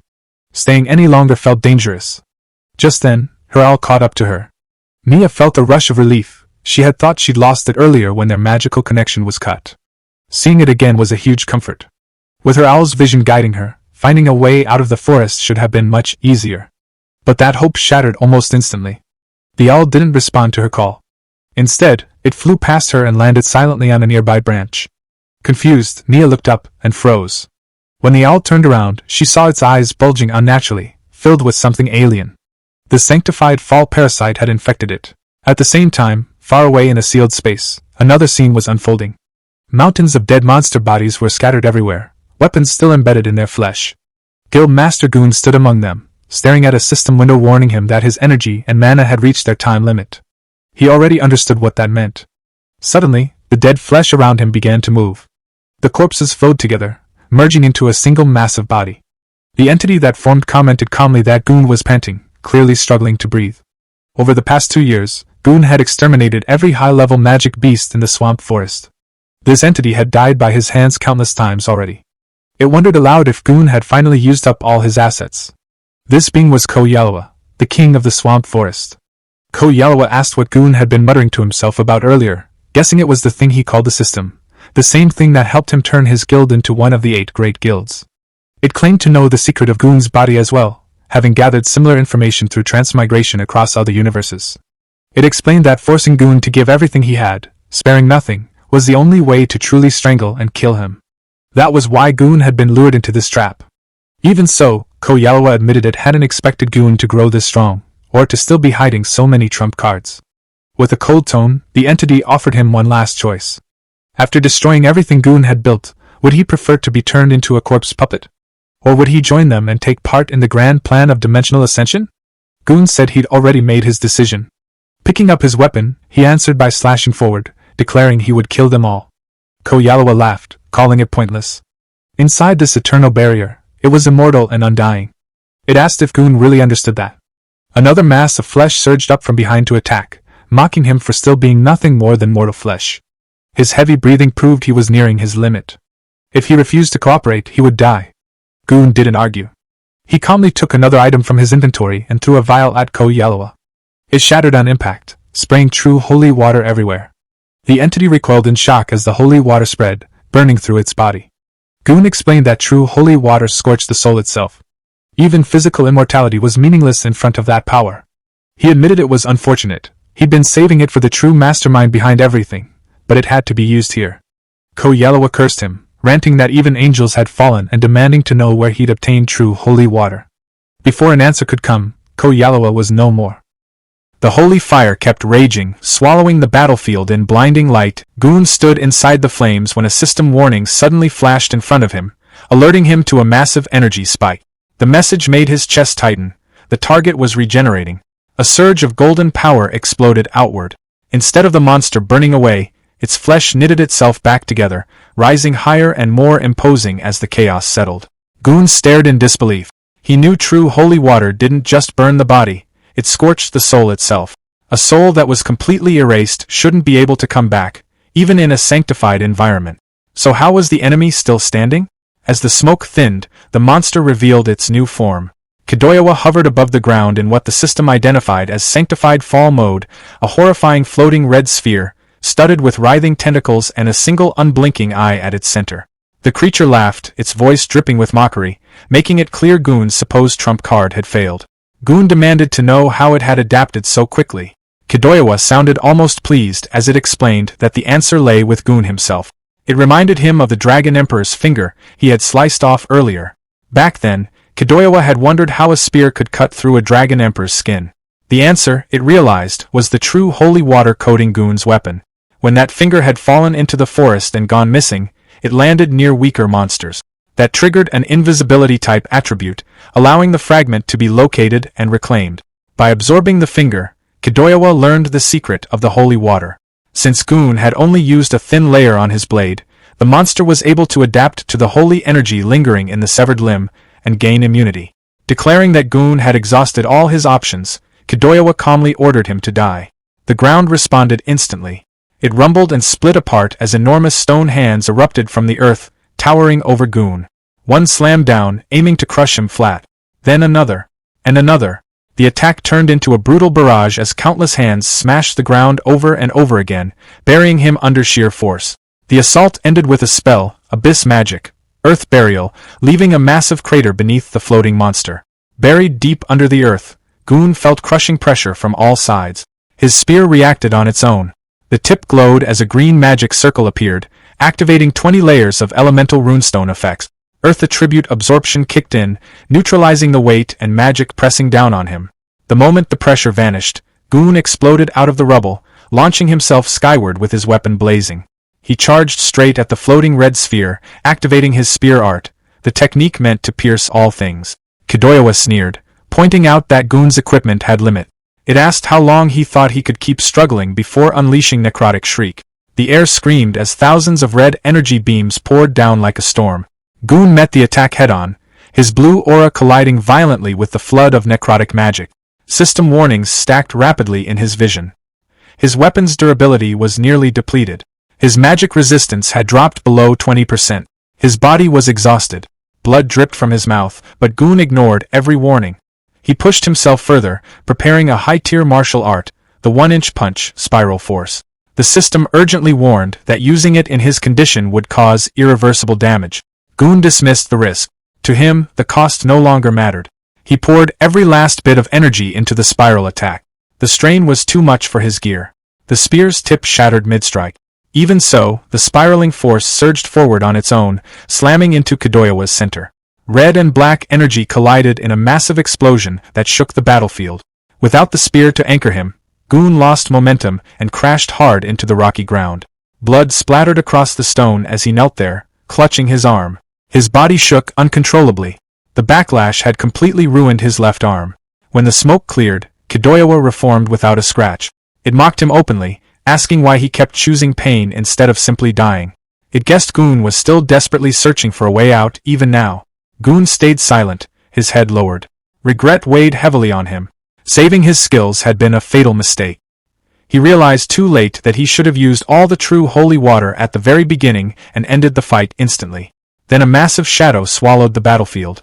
From the sky, the Dragon Emperor's finger descended like a meteor.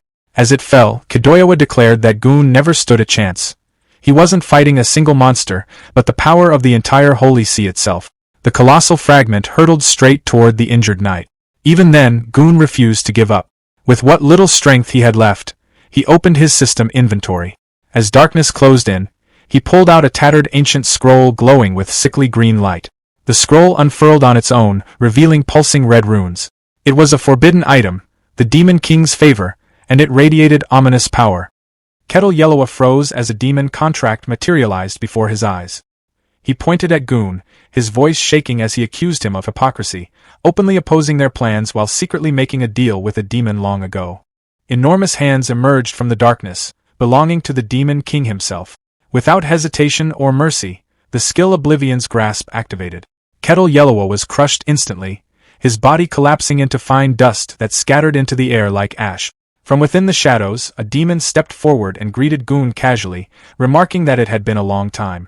He looked Goon over and burst out laughing, calling his current state pathetic, just like back when the Demon King had first failed to descend into this universe. The demon sounded almost nostalgic, saying the moment brought back fond memories, and that he'd never forget Goon's so-called kindness. As a reward, he offered to lend Goon his power, claiming it would be more than enough to wipe out those so-called righteous scoundrels. He even directly called Goon a transmigrator, confident that the temptation would be impossible to resist. To his surprise, Goon didn't hesitate. He calmly tore the demon contract into pieces and said they were even now. The Demon King frowned, clearly disappointed. He called Goon heartless, annoyed that he hadn't fallen for the trap. Before vanishing back into the void, he left Goon with one final warning, that he had already seen the face of his death. Once the demon disappeared, the swamp fell silent again. Goon opened his system interface and winced. His HP was nearly gone, and his mana was completely empty. The system warned him that the monolone skill was still draining HP to repay its debt and urged him to replenish immediately. He didn't have the strength to respond. Goon sank down onto the ground, exhausted. He wondered if the summoning of the Hope coordinate had worked and asked the system to establish a connection.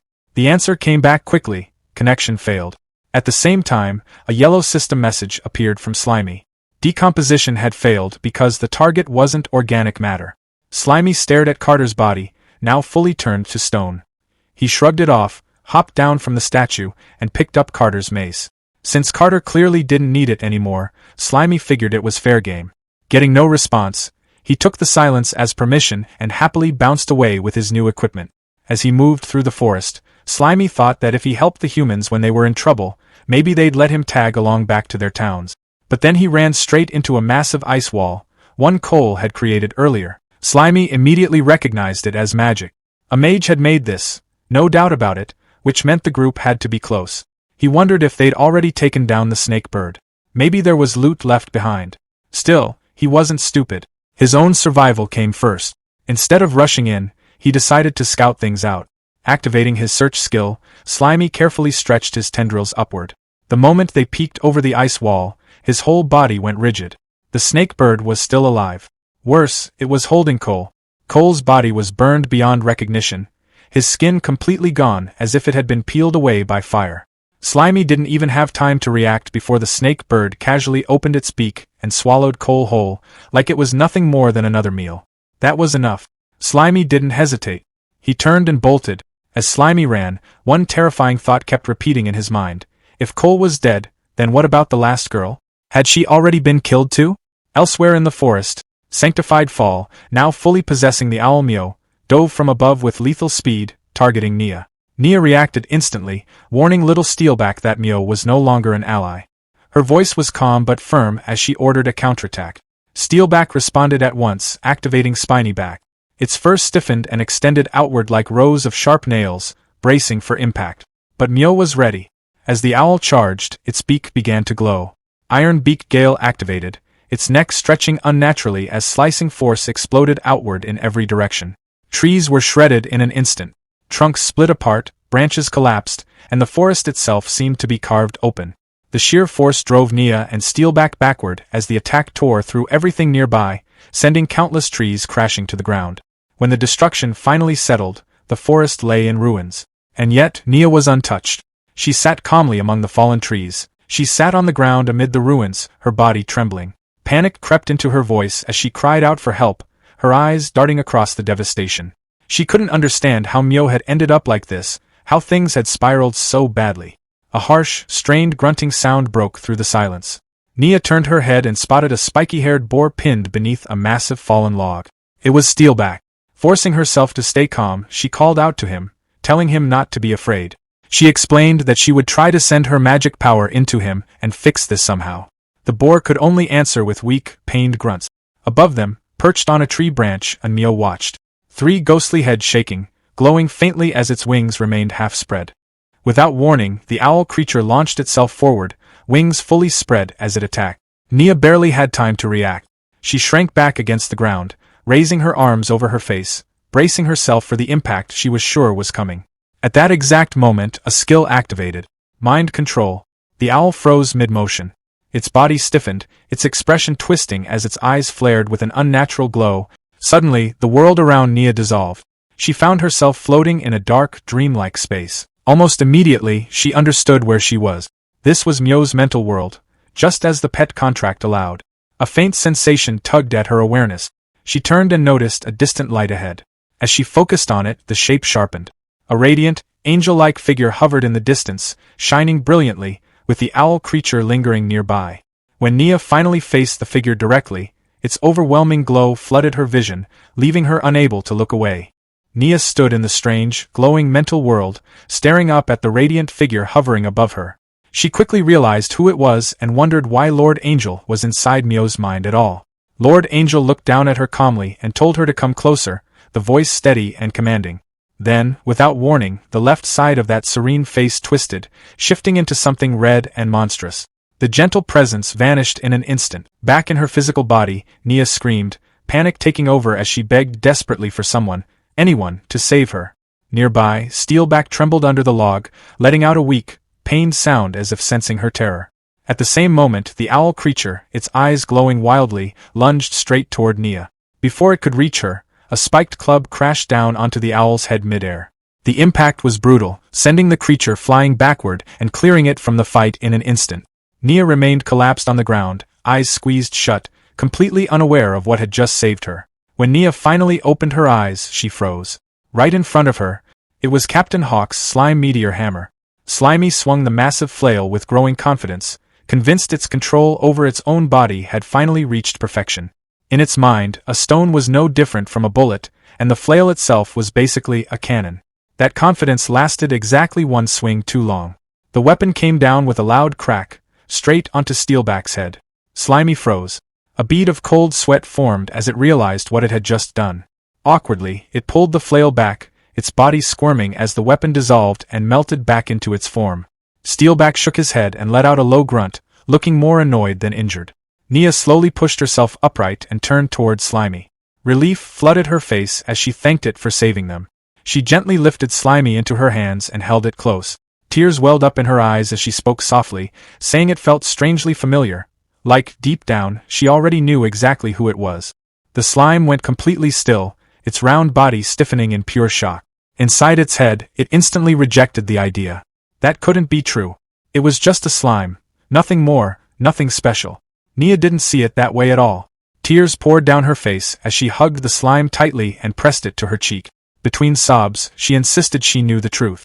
To her, this wasn't just a slime. It was Captain Hawk, reborn and returned at the exact moment she needed saving. Behind her, Steelback stood frozen, staring at the scene in disbelief.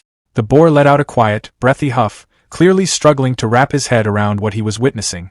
From the nearby shadows, a pair of bird-like legs slowly emerged. A moment later, the wounded owl creature dragged itself out from behind a fallen log.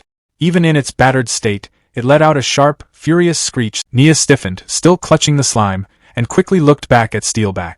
She asked if he could still fight after receiving her magic. He answered immediately, making it clear he was ready. The slime didn't hesitate. Its body softened and spread, thin tendrils flowing across the ground as it activated its search skill. The owl creature dove down, pecking wildly at the slime's tendrils and tearing into the sensory net. But before it could do real damage, the slime suddenly reformed behind it. A solid club slammed straight into the owl's rear. The owl shrieked in pain and fury, twisting around and lunging at the slime in retaliation. That was when Steelback charged. Perfectly seizing the opening, the boar drove his tusks into the owl's side with brutal force. He didn't slow down. The momentum carried him straight through, his tusks piercing clean through the owl creature's body. At the same time, the slime swung its club with everything it had. The name of the attack rang out clearly: plasmatic cannon. The impact was violent. The club, hurled by the force of the blast, shot past the remains and buried itself deep into a nearby tree. The slime's arm trembled as it reached out and tried to pull the weapon free. As it struggled, a single thought crossed its mind: it had definitely used way too much force this time. Nia stood quietly, watching as the slime finally pulled its weapon free from the tree. As the moment lingered, her thoughts drifted back to Myo, the worry she had carried bubbling up again. She crouched down, studying the slime more closely. Then it clicked. This was the same tiny creature she had met by the campfire earlier that night. The more she thought about it, the more certain she became. It was also the same presence she had sensed earlier through Myo's reconnaissance. Slowly, Nia reached out and lifted the slime gently. Half joking, half serious, she asked if it had been following her all this time out of some special fondness. Cradled in her hands, the slime stiffened in surprise. A single thought flashed through its mind: could this finally be it? A golden magic circle appeared on the ground beneath them, glowing softly, the words, "Pet Pact," shimmering within it. Nia looked directly at the slime and asked if it was willing to form a pact with her. Her expression was calm, sincere, and filled with promise. She swore she would take good care of it. Before the slime could answer, a bright yellow system window abruptly appeared, flashing a warning. It stated clearly that if the host entered a servant pact with a human, access to the system would be lost forever. He would have to choose one, either the system or a master, and there would be no second chance. He started weighing it out. The system was useful, powerful even. It helped him grow, survive, and made everything more convenient. Still, it felt dull compared to the kind of heroine you'd see in an old-school, hot-blooded shonen story. When he really thought about it, the decision felt almost too easy. Numbers, pop-up windows, and emotionless prompts couldn't compare to a real person standing right in front of him. His thoughts ran ahead on their own. He pictured himself and Nia training together under clear skies, running along bright beaches with waves crashing nearby. In his mind, they faced trial after trial, growing stronger together like perfect partners straight out of a very familiar monster-collecting game. In that imagined future, he wasn't just tagging along. He was her monster, fighting for her, trusting her without hesitation. They kept climbing higher, dungeon after dungeon, battle after battle. Nia pushed herself hard and Slimy kept pace, evolving alongside her through every struggle and win. Eventually, she became a champion-level master, her name spreading across nations. Monster taming exploded in popularity, and she rose as the strongest rookie adventurer, gaining fans everywhere she went. People talked about her with admiration wherever she showed up. In that version of the future, Slimy even imagined merging with her, becoming her most powerful and stylish gear, something no one else could copy. With his slime-shaping abilities, he continued evolving until he finally turned into a handsome man, able to stand beside her as an equal. Together, they defeated the great demon king, brought an end to the age of darkness, and restored peace. After that, they got married, settled down, had tons of kids, and lived a quiet life with Steelback always nearby. To Slimy, stories built around systems already felt worn out. If he really had to choose, picking a beautiful girl as his master felt like the obvious answer. In fact, he'd already mapped out hundreds of episodes in his head, dramatic arcs, emotional reunions, and legendary final battles included. He was ready. He decided to choose Nia over the system. Just as he was about to accept the contract, everything went wrong. Nia was killed in an instant. Her body collapsed beside him, her arms still wrapped around Slimy. For a brief moment, nothing made sense. His thoughts broke apart all at once, and little Steelback stood beside him, unable. The one responsible was the corpse of Myo. It stood there calmly, having used abyss magic, Circle of Wind's demise. From the ruined neck, something disturbing happened as a new head began forming. The shape was human-like, but stripped of skin, exposing raw flesh underneath. Little Steelback reacted immediately. Fueled by rage, he charged straight at the monster. Slimy shouted for him to stop, pleading with him not to rush in. He still couldn't understand how the head Steelback had destroyed earlier was already growing back like nothing had happened. Before Steelback could get close, the creature lifted a finger and pointed at him, casting another spell. Using abyss magic, atavistic ray, it forcibly altered Steelback's body, reducing him into a small lizard before tossing him aside. The terrified lizard scrambled away into the forest. Slimy stayed where he was. This thing was no longer just an owl. It now had the terrifying power to force devolution. It now had a frightening new power, the ability to force devolution. The human-shaped head finished forming and shifted into an annoyed look, muttering about how everything had turned into a hassle. It scoffed at Ko Yalawa, calling him useless and mocking him for burning through resources while still failing to deal with something so small. The voice didn't stop there, throwing jabs at the old man from the Holy See too, saying none of this would have happened if they'd listened from the start. The one speaking finally revealed herself. She was Merlin, Guild Master of the Blue Hat Guild, and one of the church's 7 holy knights. Clearly irritated that she had to handle this herself, Merlin glanced at the sky and noticed the imprisonment barrier was already gone. Even so, she had no intention of chasing anyone down. Activating Tempest Wing, she shot upward at extreme speed and disappeared from view. Slimy was left behind, standing next to Nia's lifeless body. Bit by bit, the truth settled in. Another human had used magic to move their consciousness into the owl's corpse, and because he was too weak, he hadn't even been worth acknowledging. That feeling hit him hard. It was exactly the same as when he first arrived in this world. Everything had happened too fast. There hadn't been time to process any of it. Merlin had killed the master he was about to choose, which meant the contract never went through. He briefly wondered if he should feel lucky for surviving, but the thought didn't last.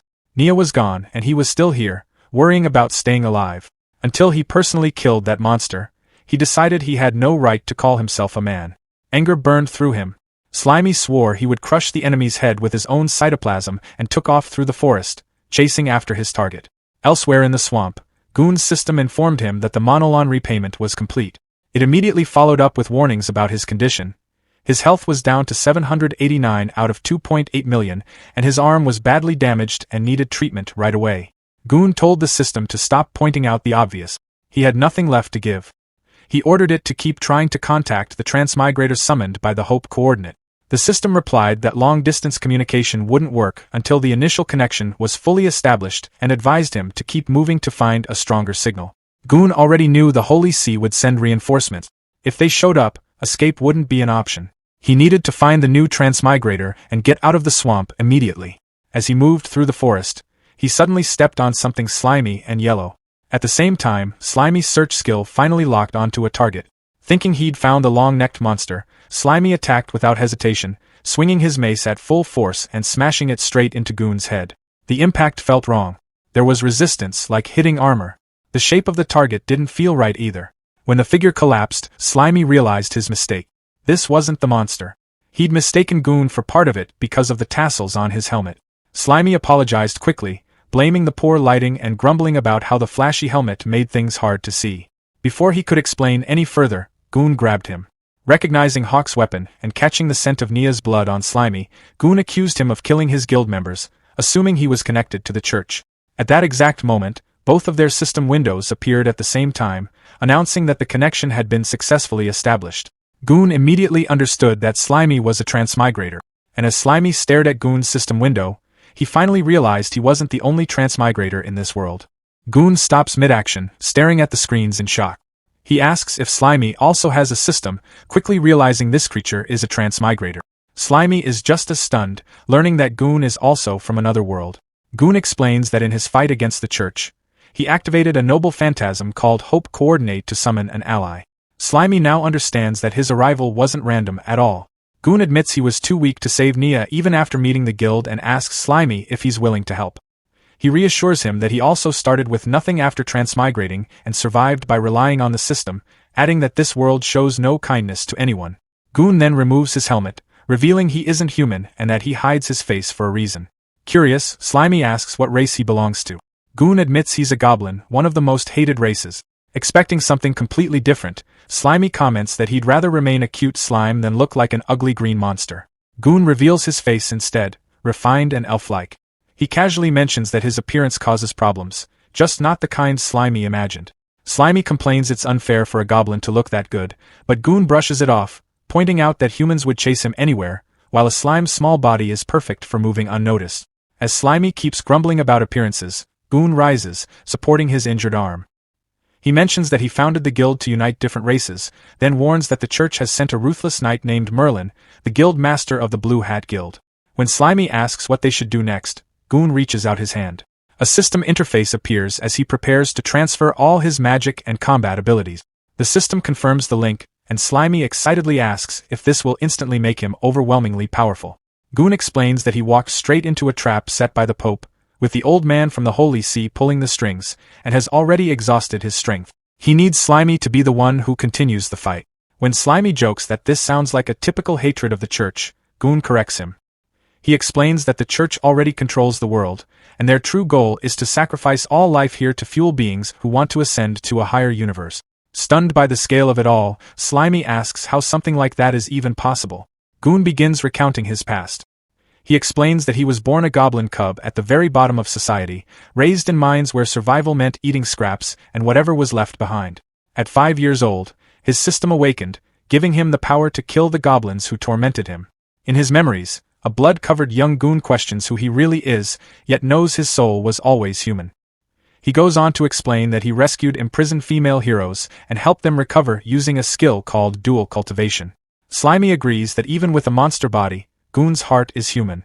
Then it clicks what that skill really means, and Slimy awkwardly points out that it involves sex, comparing it to his own useless decomposition ability. Goon confirms it without hesitation, admitting the skill is exhausting and even saying he envies Slimy.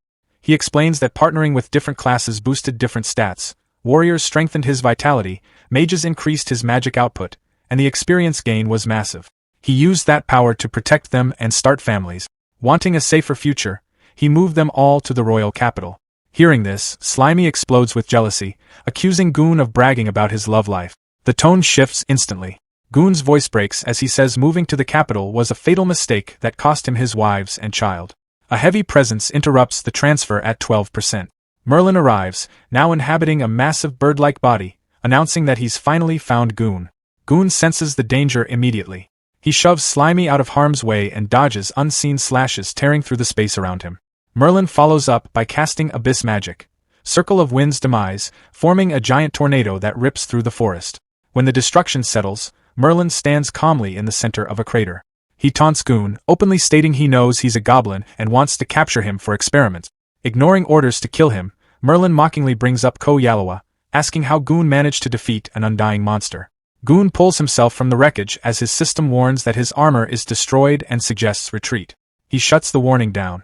Merlin notices him speaking to an unseen interface and jokes about claiming the system for himself once he steals Goon's body. Bleeding, Goon realizes Merlin is a devil and that the undying monster was the result of twisted experiments. Merlin scoffs, saying human lives mean nothing. Suddenly, slime-coated rocks fly toward him. Merlin catches them without effort, barely glancing over.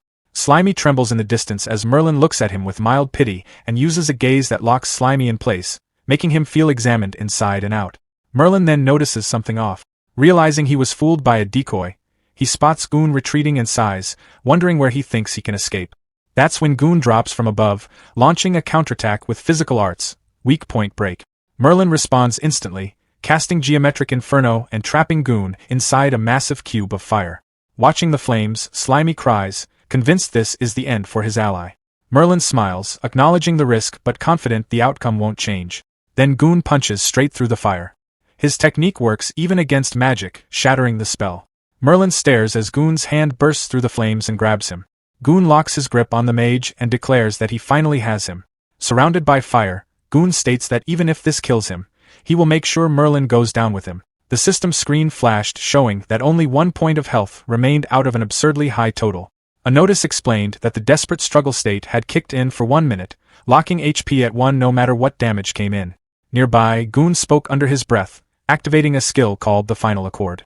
Merlin reacted instantly. His face twisted unnaturally, sharp teeth showing as a voice burst out of him, shouting at Goon to stop and demanding whether he even understood the cost of using that skill. Another system window appeared, this time with urgent warnings. It explained that the final accord would cancel out desperate struggle, drop the host's HP straight to zero, and completely erase both body and soul.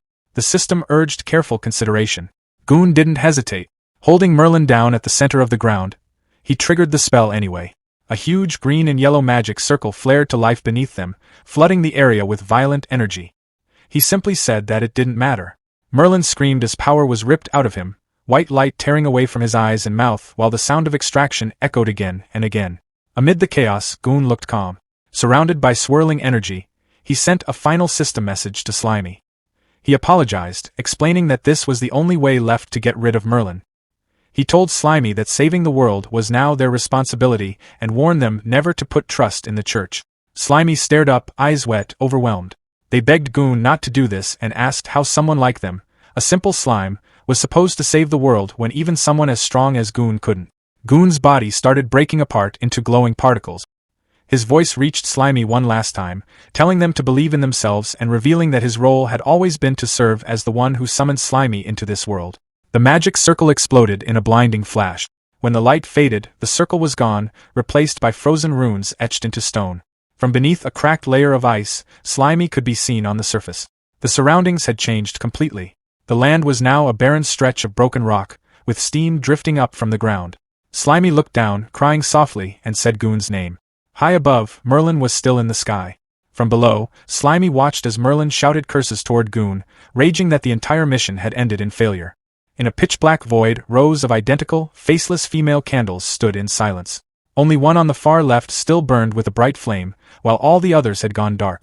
Up in the sky, Merlin hovered in a ruined state. Her body looked worn down and unstable as she spoke about the situation. She said that 5 life candles, which were meant to link her to the chaotic universe, had already gone out. She added bitterly that the only vessel left for her descent had been the remains of a weak, fallen holy monster. Before she could go on, a massive jet of yellow slime shot upward and smacked straight into her face. Slimy pulled back, spitting and staring her down. A system notice popped up showing HP -50. Slimy told her to stop talking nonsense, saying he was going to carry on Goon's will and settle an old score tied to a girl from earlier. As part of Slimy's body sank into the ground, he made a quick decision. He left a clone behind as insurance, planning to shift his awareness to it if things turned bad. In the next moment, Slimy launched himself onto Merlin's face, spreading over one of her eyes. Merlin reacted in confusion, questioning whether this slime was some leftover contract monster Goon had prepared. Anger quickly took over her expression. She declared that Slimy would replace Goon and receive all of her fury instead. Colored rings of light swept through Slimy as an attack activated. The system identified it as abyssal magic, devolution ray. When nothing happened, a large question mark appeared above Slimy. Merlin stared at the result and demanded to know why there was no effect. Internally, she considered that her heavily damaged soul might have weakened her magic far more than expected. Energy whipped violently around her as she shouted that this couldn't be forgiven. She claimed that as the kingdom's strongest magician, there was no way she should struggle against a single low-level monster. In her outburst, a small chunk of Slimy was thrown aside. Slimy spread countless slimy tendrils outward, quietly searching for the right skill. He judged that Goon had already left Merlin barely holding on, and more importantly, she had no idea about his hidden option. Slimy decided to take advantage of that gap and strike without warning. Out of nowhere, a snake-like bird slammed into Merlin, sending her flying backward. She crashed hard against an unseen surface, her body bursting apart on impact as blood scattered through the air. Merlin's damaged body, followed by her battered and bleeding face. She spat out curses, muttering about what kind of thing she was dealing with now. She swore that if she ever made it back to the church and had time to recover, she would turn the entire swamp forest into nothing but ruins. Nearby, the snake bird began to glow with a strong light. The snake bird leaned forward, gathering power as the system announced Pseudo-Dragon's Breath. The snake bird followed up by sweeping a broad stream of fire across the stone ground. From a distance, Slimy watched with its tendrils spread wide. The snake bird tilted its head, staring down at the pool of lava it had just formed. Merlin's cries echoed from within the molten heat. Then, without hesitation, the snake bird began absorbing the lava, drawing it back into its body. Slimy stared on, unable to look away. Along the snake bird's furry side, its body started swelling and pulsing, as if something inside was forcing its way out. A pink, serpent-like head pushed through the snake bird's back, a forked tongue flicking into the air. A bright white glow wrapped around the snake bird, outlining its form as the change completed. Slimy watched as the shadow of the transformed snake bird stretched larger and heavier, realizing mid-thought that it was evolving. The full result came into view, a two-headed snake bird chimera. The original head looked longer and sharper now, while a pink serpent head with a long neck rose from its back, paired with an extended tail. With a powerful beat of its wings, the newly evolved snake bird lifted off, flying high into the sky and leaving the lava field and Slimy behind. Slimy looked up, completely at a loss, struggling to form words as the snake bird disappeared above. System screens kept popping up one after another, and Slimy was basically catching L's non-stop. Skill transfer stalled at 37% before the connection just dipped. Super magic? Didn't stick. Elemental resistance? Nope. Divine arts, unions, dimensional boosts, each one bounced back with the same excuse. No magic power or the body just wasn't built for it. The only W in the whole mess was martial arts talent sliding through successfully. And after that, Slimy ended up sprawled on the ground. From the outside, Slimy looked like a mess, but inside, the vibe was worse. He admitted to himself that life as a clueless little slime mold had honestly been way more chill. Even with all these new gains, happiness just wasn't there. Slimy activated search, and scattered remains nearby responded. Pieces of Goon's body started pulling together bit by bit, drawn in under Slimy's tentacles. New notifications rolled in. Forging skill unlocked. Medical knowledge unlocked. Cooking skill unlocked. The encyclopedia and map atlas partially filled in. That helped. A little. Slimy started shaping himself into something more human.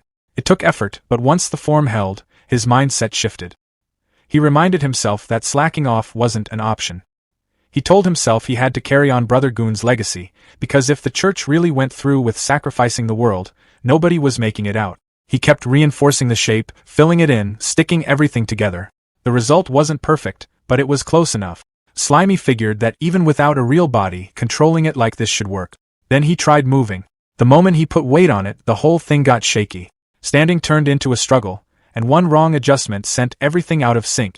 He tried correcting himself, but the coordination was a nightmare. Focus on one side, lose the other. Manage the top half, lose control of the legs. The structure gave out, and the human form collapsed back into a blob. Slimy decided to call it for now. Hiding felt smarter, especially since there was no guarantee the church wouldn't send people again. He stored what he could into his slime mold space. Among the items was a piece of armor.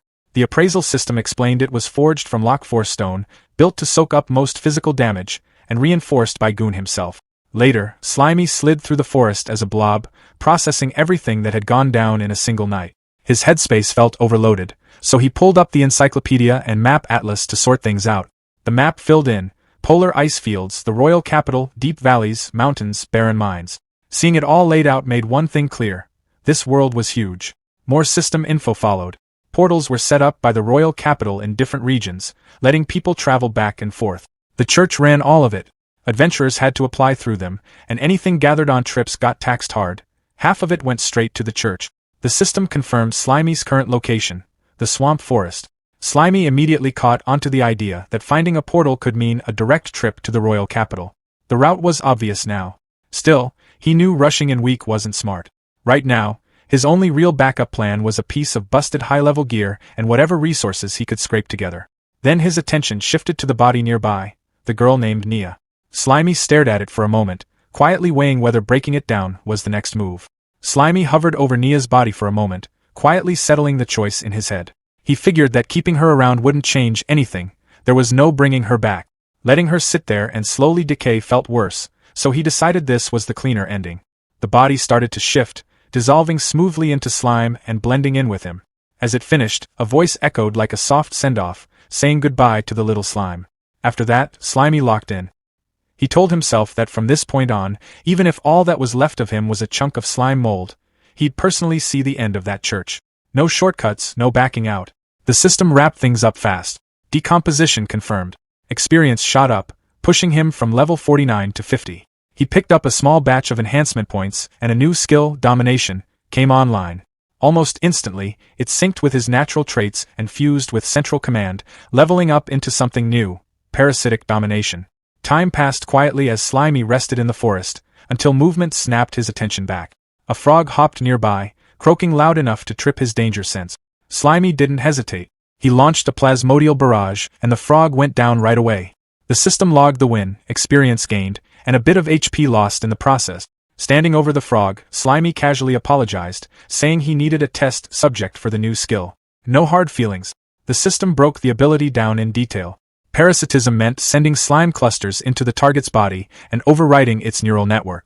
Domination meant full control afterward, turning the body into a shared-sense puppet that followed command. Slimy noted that ever since syncing Brother Gon's encyclopedia data, the system explanations had gotten way more specific. Honestly, it made things easier. First, invade the corpse with slime mold. Simple enough. He activated the skill, and slime poured into the frog's body.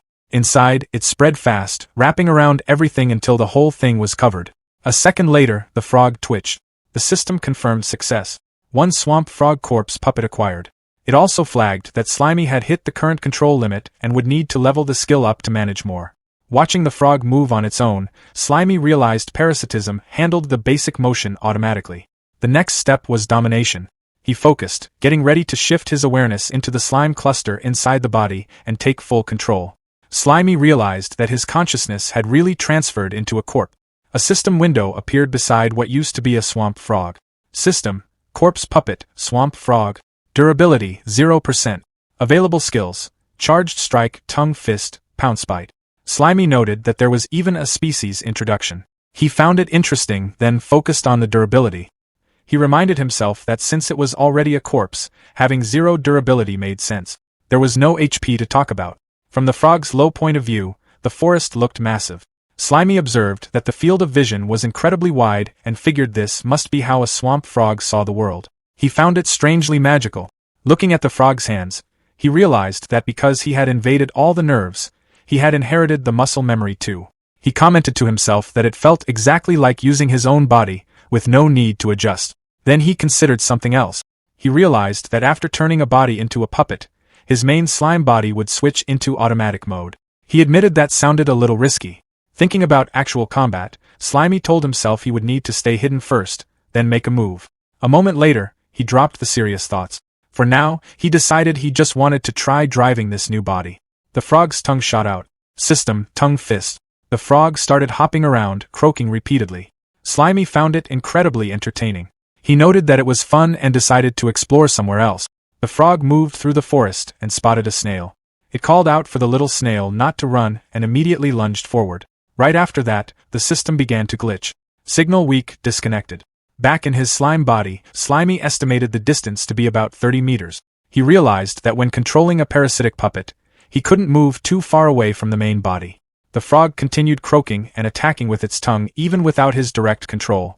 From his slime body, Slimy finally understood what was happening.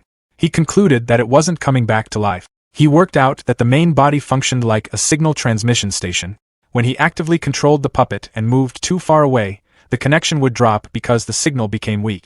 On the other hand, when the puppet stayed close to the main body, the parasitic corpse would enter automatic mode and act based on its instincts from when it was alive. The frog lashed out again and missed. Watching this, Slimy commented that the automatic mode did not seem very smart. Slimy decided not to overthink it. He recalled the frog puppet and stored it back into his storage space. Thought, forget it. Let's call it back first. A system window popped up. System, parasitic puppet, swamp frog X1. Slimy then started thinking about the snake bird he had encountered earlier. Following that logic, he figured that as long as he defeated that creature, he should be able to parasitize its corpse too. His imagination ran wild. He pictured himself riding a powerful snake bird through the skies. If he could parasitize a high-level magic beast, that would be amazing. He reasoned that he could build a strong parasitic army and use it to fight against the so-called evil Holy See. The idea amused him. For now, he decided to keep searching for better targets. Slimy hopped across the swamp, moving smoothly over the surface. Without warning, a jet of water shot up from below and slammed into him. System, HP-70. Slimy landed back down, annoyed. He demanded to know who dared to launch a sneak attack on him. A strange creature surfaced nearby. It looked like a mix between a pufferfish and a crab. Slimy ordered it to state its name. The creature only responded with strange noises, repeating dulu dulu as it faced him. Slimy sized it up. He identified it as some kind of pufferfish that could spit water, mixed with a smelly crab. To him, it looked like perfect material delivering itself right to his door, saving him the trouble of hunting. The creature attacked again. System, water gun. Slimy complained that everything and everyone seemed to treat him like easy prey. Then he declared that he would show it the strength of a level 50 low-ranking monster lord. Slimy launched his counterattack. System, Plasmodial Barrage. The barrage struck the puffer crab directly. The creature quickly turned and tried to swim away. Slimy refused to let it escape. He pointed out that attacking and running away would not be that simple. He activated another skill, Morph Net. A shifting net spread out and trapped the fleeing puffer crab in place. Slimy tightened the morph net, and more pufferfish got caught in the struggle. System. Defeated target gained experience points. Slimy was impressed. He noted that there were way more of them than he expected. When he checked his interface, a new icon appeared. System. Parasitic Puppet, Pufferfish X1. Another window opened. System. Corpse Puppet, Pufferfish. Durability, 99%. Available skills. Water Gun, Steel Tooth Cut, Inflate. Slimy observed that this one was in much better condition than the frog. 99% durability looked promising. Not far away, a large swamp crab moved beneath a tree. Slimy climbed up, positioning himself above it. Without hesitation, he dropped down and launched Plasmodial Barrage from above, striking the crab directly. He landed on top of the creature as it struggled beneath him, its legs thrashing. As it tried to shake him off, Slimy slipped between the gaps in its shell. He commented that if it wanted to throw him off, it should first deal with him drilling through the openings in its carapace. He squeezed inside. System. Defeated target gained experience points. Once the crab's resistance stopped, Slimy activated his skill. System. Dominion. The takeover completed smoothly. A new icon appeared. System. Parasitic Puppet, Swamp Crab X1. Another status window opened. Corpse Puppet, Swamp Crab. Durability, 99%. Available skills. Water Gun, Mud Foam, Clamp. Slimy reviewed the crab's skills with interest. Between the frog, the pufferfish, and now the swamp crab, his parasitic lineup was steadily expanding. Slimy looked over his combat squad and decided the lineup was finally perfect. Everything felt balanced now. There was Xieju, the heavily armored crab who handled the front line as the team's tank. Xiaoduan, the sharp-eyed pufferfish, stayed back with a bow and arrows, acting as the marksman. Master Bee, a multi-armed humanoid bee, covered magic attacks as the mage. And Waji, the hooded frog, kept to the shadows as their assassin. Slimy introduced himself as the commander-in-chief and the strongest support, making it clear he was the one holding everything together. The squad loaded into a pixel-style battle interface, facing the level boss, the feathered serpent dragon. The fight kicked off fast. The dragon rushed forward and aimed a trample attack straight at Master B. Slimy immediately called out for Xieju to activate Carapace defense. He told him to block it. A massive clawed foot dropped from above, but Xieju jumped in front and raised a glowing shield just in time to take the hit. The stomp came down hard. Cracks spread across Xieju's shell. A system alert popped up, reporting that Carapace defense had been used up and his HP was now dropping. Slimy told Xieju not to worry because he had him covered. Then he activated Cytoplasmic Injection. A stream of glowing fluid sprayed onto the cracked shell. Green healing symbols flashed, and the broken carapace repaired itself almost instantly. Spotting a chance to push back, Slimy pointed at the dragon and told the mage and marksman to go all out. Master B and Xiaoduan responded together. Magic blasts and arrows poured down in a steady wave. Damage numbers: 187, 199, 167, 231, 127, 233, kept popping up as the feathered serpent dragon took hit after hit. Even so, Slimy observed that the dragon's hide was incredibly tough. He noted that the pinning attacks from Master B and Xiaoduan would only slow it down for so long. So he called Waji in to finish the setup. Waji moved fast and used assassination art, landing a precise slash across the dragon's face. Another system alert confirmed that the feathered serpent dragon had taken massive damage and entered a weakened state. Its HP bar dropped to nearly nothing. The squad gathered around Slimy, buzzing and cheering after the successful combo. But Slimy told them this wasn't the time to hype him up. He reminded them they still had a boss to finish and urged everyone to wrap it up quickly. Slimy let out one last roar and told his squad to end it right now. He ordered everyone to throw everything they had at the boss. The feathered serpent dragon cried out as the team's combined final strike hit all at once. The impact triggered a huge explosion. Smoke and debris shot into the air. When everything cleared, the dragon was sprawled on the ground, eyes rolled back, tongue hanging out. A system message appeared, confirming the feathered serpent dragon had been fully defeated. Its HP bar was completely empty. A bright victory screen took over the interface. The squad gathered in a tight huddle, claws and hands stacked together in celebration. Slimy laughed, clearly pleased with how the fight went. He told them that playtime was over and their real training started now. Without wasting a second, he hopped toward the glowing cave exit. Xieju, Waji, Master B, and Xiaoduan followed close behind as they stepped out into the open world. The scene shifted to a bright forest filled with sunlight. A river ran smoothly between thick trees. Near the water's edge, a small round creature with a long tail bounced along. A system tag labeled it, Bouncy Mouse, Level 9. It had a worm in its mouth. Out of nowhere, an empowered tongue shot out from the shadows and struck the mouse with insane speed. The attacker stepped into view. A mimic stone cat, level 21, its body covered in rough gray, rock-like scales. The cat secured its catch and let out a proud meow, clearly enjoying the successful hunt. But the moment didn't last. From above, a giant swamp mosquito, level 35, dropped down. It drove its sharp proboscis deep into the cat's back. The mimic stone cat released a weak, fading meow as the stronger monster began feeding, claiming the hunt for itself. The giant swamp mosquito finished feeding, its abdomen swollen and pulsing with stolen blood. It left the dried-out remains of the mimic stone cat behind and drifted down to the river. Settling lightly on the water's surface, it began laying a cluster of eggs. Below the surface, several fish rushed in at once. They swarmed the spot and started devouring the eggs the moment they appeared. The mosquito reacted instantly. Its body sparked as it activated electric discharge. Blue lightning shot through the water, sending a violent surge in every direction. The nearby fish jolted from the blast, caught in the sudden wave of electricity. But the chain didn't stop there. From the depths, a massive mouth burst upward. An electric catfish, level 44, surged out of the river and swallowed everything in reach. The mosquito, the stunned fish, and a huge gulp of water, all in one powerful snap. A blinding white light exploded across the river. High above, perched on a thick tree branch, Slimy watched it all unfold. He stared at the glowing water and said he couldn't believe it was happening again, especially so soon after dealing with the feathered serpent dragon. The light slowly faded. In place of the catfish was something far larger, a massive blue serpentine beast. A system tag appeared. Thunder Catfish, level 52. The newly evolved monster wasted no time showing its strength. It unleashed Thunder Flash. A towering pillar of lightning blasted from the river, tearing through the water and shooting straight into the sky. Slimy stayed on his branch, looking down at the river in silence as the leftover sparks flickered across the surface. The forest grew calm again, but the air still carried the faint glow of electricity. Slimy held onto the tree branch, completely drawn in by the raw power he had just witnessed. He wondered out loud if his eyes were playing tricks on him, or if monster evolutions were really happening more often now. Right then, a system interface popped up in front of him.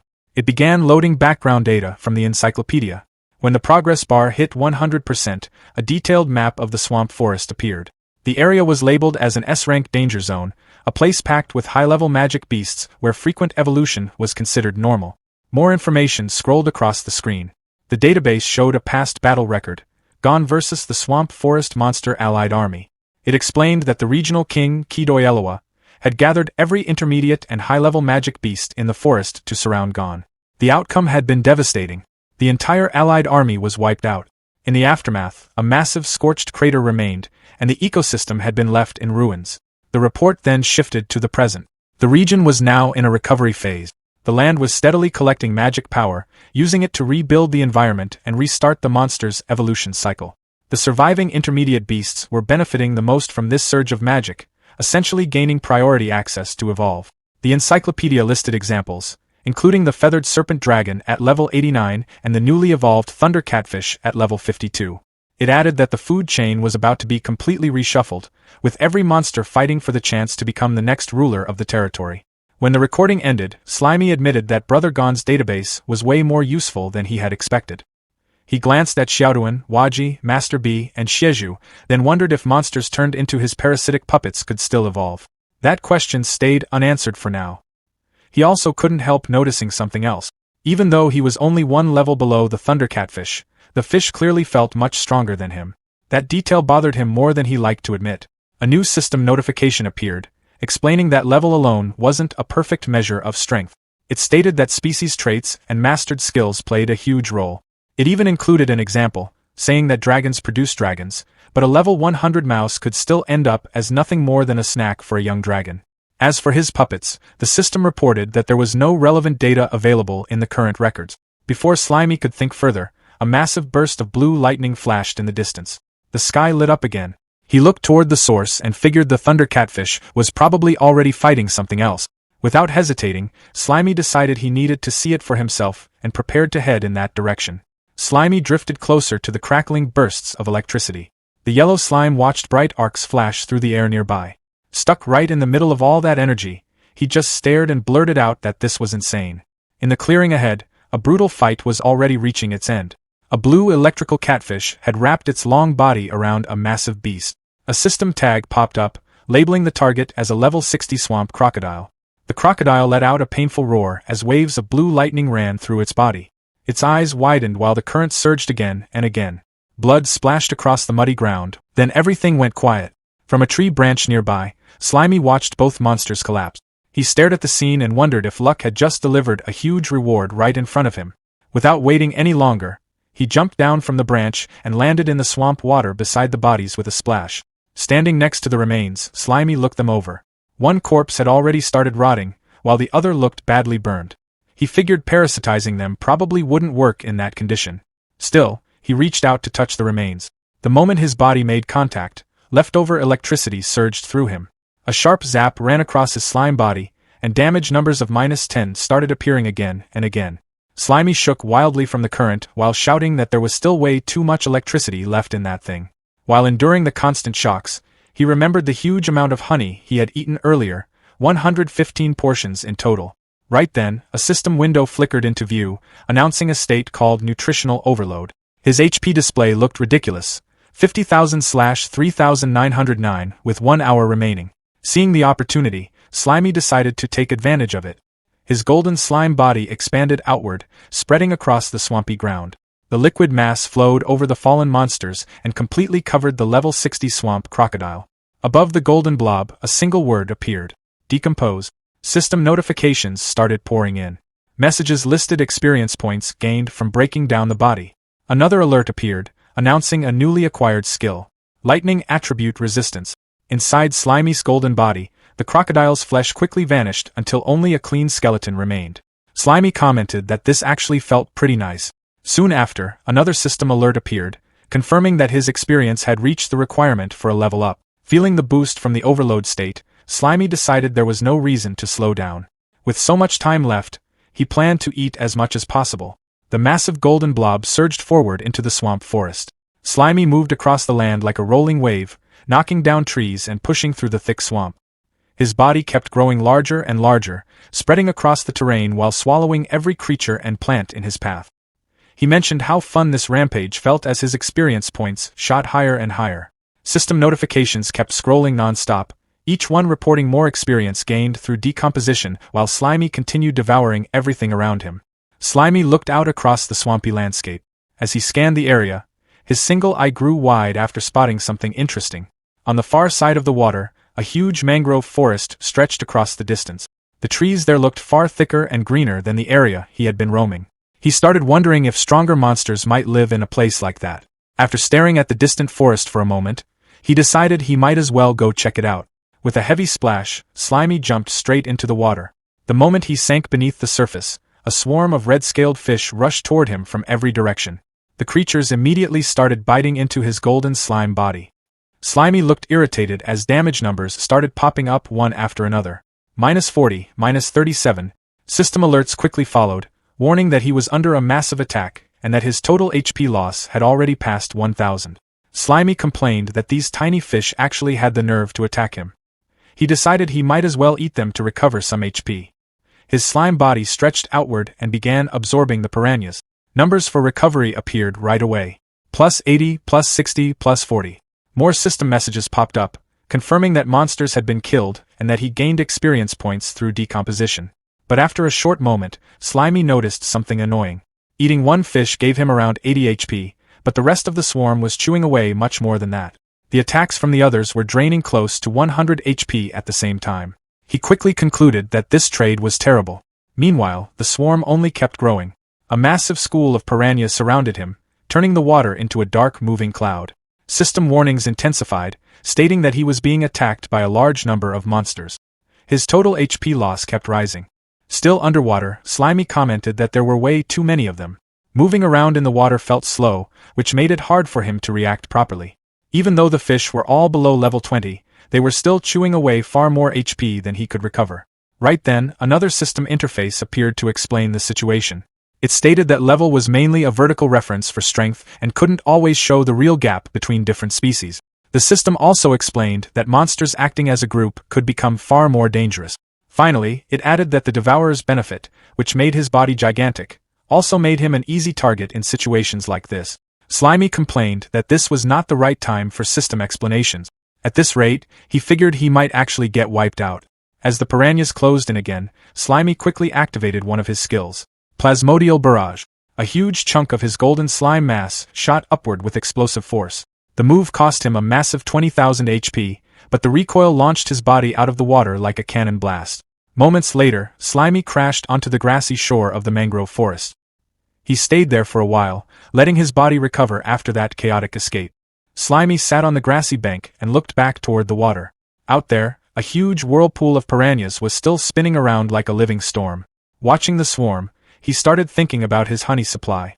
He wondered if eating more honey would let him turn giant again. The system answered right away with a short confirmation. It explained that he could, but the timer wouldn't reset. A digital countdown appeared in front of him. Current remaining time, 19 minutes and 29 seconds. Slimy accepted the condition without hesitation. Soon after, the rampage started again. His golden body expanded back into a massive sphere and began rolling through the mangrove forest. Trees snapped, bushes vanished, and rocks were pushed aside as the giant slime carved a wide path through the greenery. System notifications kept scrolling non-stop, reporting experience points gained from decomposition while Slimy flattened everything in his way. After a long stretch of destruction, the giant slime finally stopped. His huge body was now covered with uprooted trees, mud, and chunks of rock. Looking around, Slimy noticed something interesting. Even though the land he rolled over was cleared out, the plants nearby were already growing back at an incredible speed. He figured the Earth's magical energy must be feeding the land and helping everything grow that fast. Then his thoughts drifted toward a bigger idea. Slimy started thinking that overthrowing the church might not actually be that difficult. He knew his slime mold body didn't have dragon breath like a giant dragon, and he didn't have sharp claws or fangs like magical beasts. But he believed his real strength was something else, energy. According to him, he had already passed the hardest stage, going from 0 to 1, the beginning step where everything starts. A vision of the future formed in his imagination. His massive slime body appeared on the horizon beneath a glowing infinity symbol. The idea was simple: infinite decomposition, infinite absorption, infinite evolution. Slimy imagined himself devouring non-stop, day and night. If he kept doing that for about a month, he figured the church would eventually face something terrifying, a massive mold army gathering outside their gate. Slimy laughed proudly at the thought. Then a system box suddenly appeared. That won't work. Slimy immediately asked why. The system began loading data before presenting its explanation. It stated that as his level increased, the experience gained from decomposing low-level targets would decrease more and more. A formula appeared on the screen. A equals 0.95 carat delta. Then a table followed. 1 level difference, 95% experience. 5 levels difference, 77%. 10 levels difference, 60%. 20 levels difference, 36%. 50 levels difference, 7.7%. 100 levels difference, 0.6%. Slimy quickly understood the problem. That explained why his level hadn't increased at all even after rolling through the forest and decomposing so much stuff. Annoyed, he asked the system if it could just display exact experience values instead of complicated explanations. The system refused. It explained that calculating concrete values required a large amount of computing power and could only be handled through background simulation. Right after that, another alert appeared. Power overload state has ended. The system added that the requirement for the next activation would increase 5 times. At the same time, Slimy's massive golden body began shrinking quickly. The giant sphere collapsed inward until it returned to a small yellow blob. Around him were scattered skeletons and bones left from the earlier rampage. A notification appeared. Nutritional excess. Time up. Now back to his normal size, Slimy sat on the ground beside a skeletal hand. He commented that the system definitely seems smarter after the update. Still, he added that the whole AI customer service vibe was seriously irritating. The system calmly repeated its explanation about concrete values requiring too much energy while Slimy stared at the message with clear annoyance. Slimy sat on top of a skeletal hand and told the system to step down already. The system interface responded right away with a casual alrighty. Then the window faded away. Almost immediately, Slimy's body started swelling and shaking. His golden slime form puffed out as if something inside was pushing hard to get out. Through the strain, he muttered that he was full again. A moment later, everything burst out at once. A huge stream of waste shot out of his body. Bones, mushrooms, rocks, and all kinds of leftover debris from his earlier rampage flew everywhere. The pile kept growing as the mess scattered across the ground. When it finally stopped, Slimy, looking around at the destruction, he realized something important. If he wanted to keep leveling up, he would have to find enemies that were actually powerful. The view of the swamp stretched far into the distance under a golden sunset. The long path Slimy had cleared earlier was easy to see, cutting across the forest like a giant scar. It led all the way toward a distant body of water. Before long, Slimy arrived at the muddy edge of that area. The water had pulled back, leaving behind a thick bank of wet soil. He noticed that the tide had finally gone out, which revealed a new path forward. Slimy started sliding through the thick brown sludge toward the dense mangrove trees ahead. While moving forward, he wondered what kind of jungle monsters might be hiding deeper inside. The journey quickly turned messy. Mud stuck all over his body as he moved through the swampy ground. Slimy complained about how disgusting it felt, mentioning that he was already sticky enough without being covered in mud too. Slimy stood in the middle of a wide mudflat, looking around at all the holes scattered across the ground. There were way too many to count, and he couldn't help getting curious. He leaned over one of the dark openings and casually called out, telling whatever was inside to come out because he wanted to try eating it. Before anything else could happen, a tail suddenly shot out of the hole and smacked him directly. Mud splashed all over him, covering his body. Slimy reacted right away, saying that was seriously not okay, and told the thing inside to just wait. Then he dove straight into the hole without hesitation. Underground, the whole area started shaking as Slimy moved quickly between the tunnels. Mud burst out from different holes across the surface, popping up one after another. A fish-like creature suddenly got launched out of one of the holes and landed hard on the ground nearby. Slimy popped out after it, looking pretty unimpressed. He commented that now that they were on land, there was no reason for him to worry about a fish anymore. Right then, a system interface appeared and identified the creature as a level 17 mudskipper. The mudskipper pushed itself up using its fins, opened its mouth wide, and let out a loud, "Oh-ho!" Slimy stared at it, clearly surprised, wondering how a fish could even make a sound like that. Before he could think more about it, more mudskippers started crawling out of the holes, one after another, until there were dozens of them surrounding him. Slimy looked around and realized this wasn't just one opponent anymore. He pointed out that a whole group like this was way more dangerous than a single level 17. Then he looked at them and asked if they really thought he came alone just because they had numbers. With that, Slimy called out, summoning jutsu, stretching his body as a huge cloud of smoke burst across the area. When the smoke cleared, a giant crab and several other summoned allies appeared beside him. Slimy let out a small laugh, saying to himself that it was actually pretty cool being able to copy moves he'd seen in manga and use them for real. The mudskippers didn't wait around. They immediately used their move, Mudshot, firing a barrage of mud projectiles straight at the giant crab.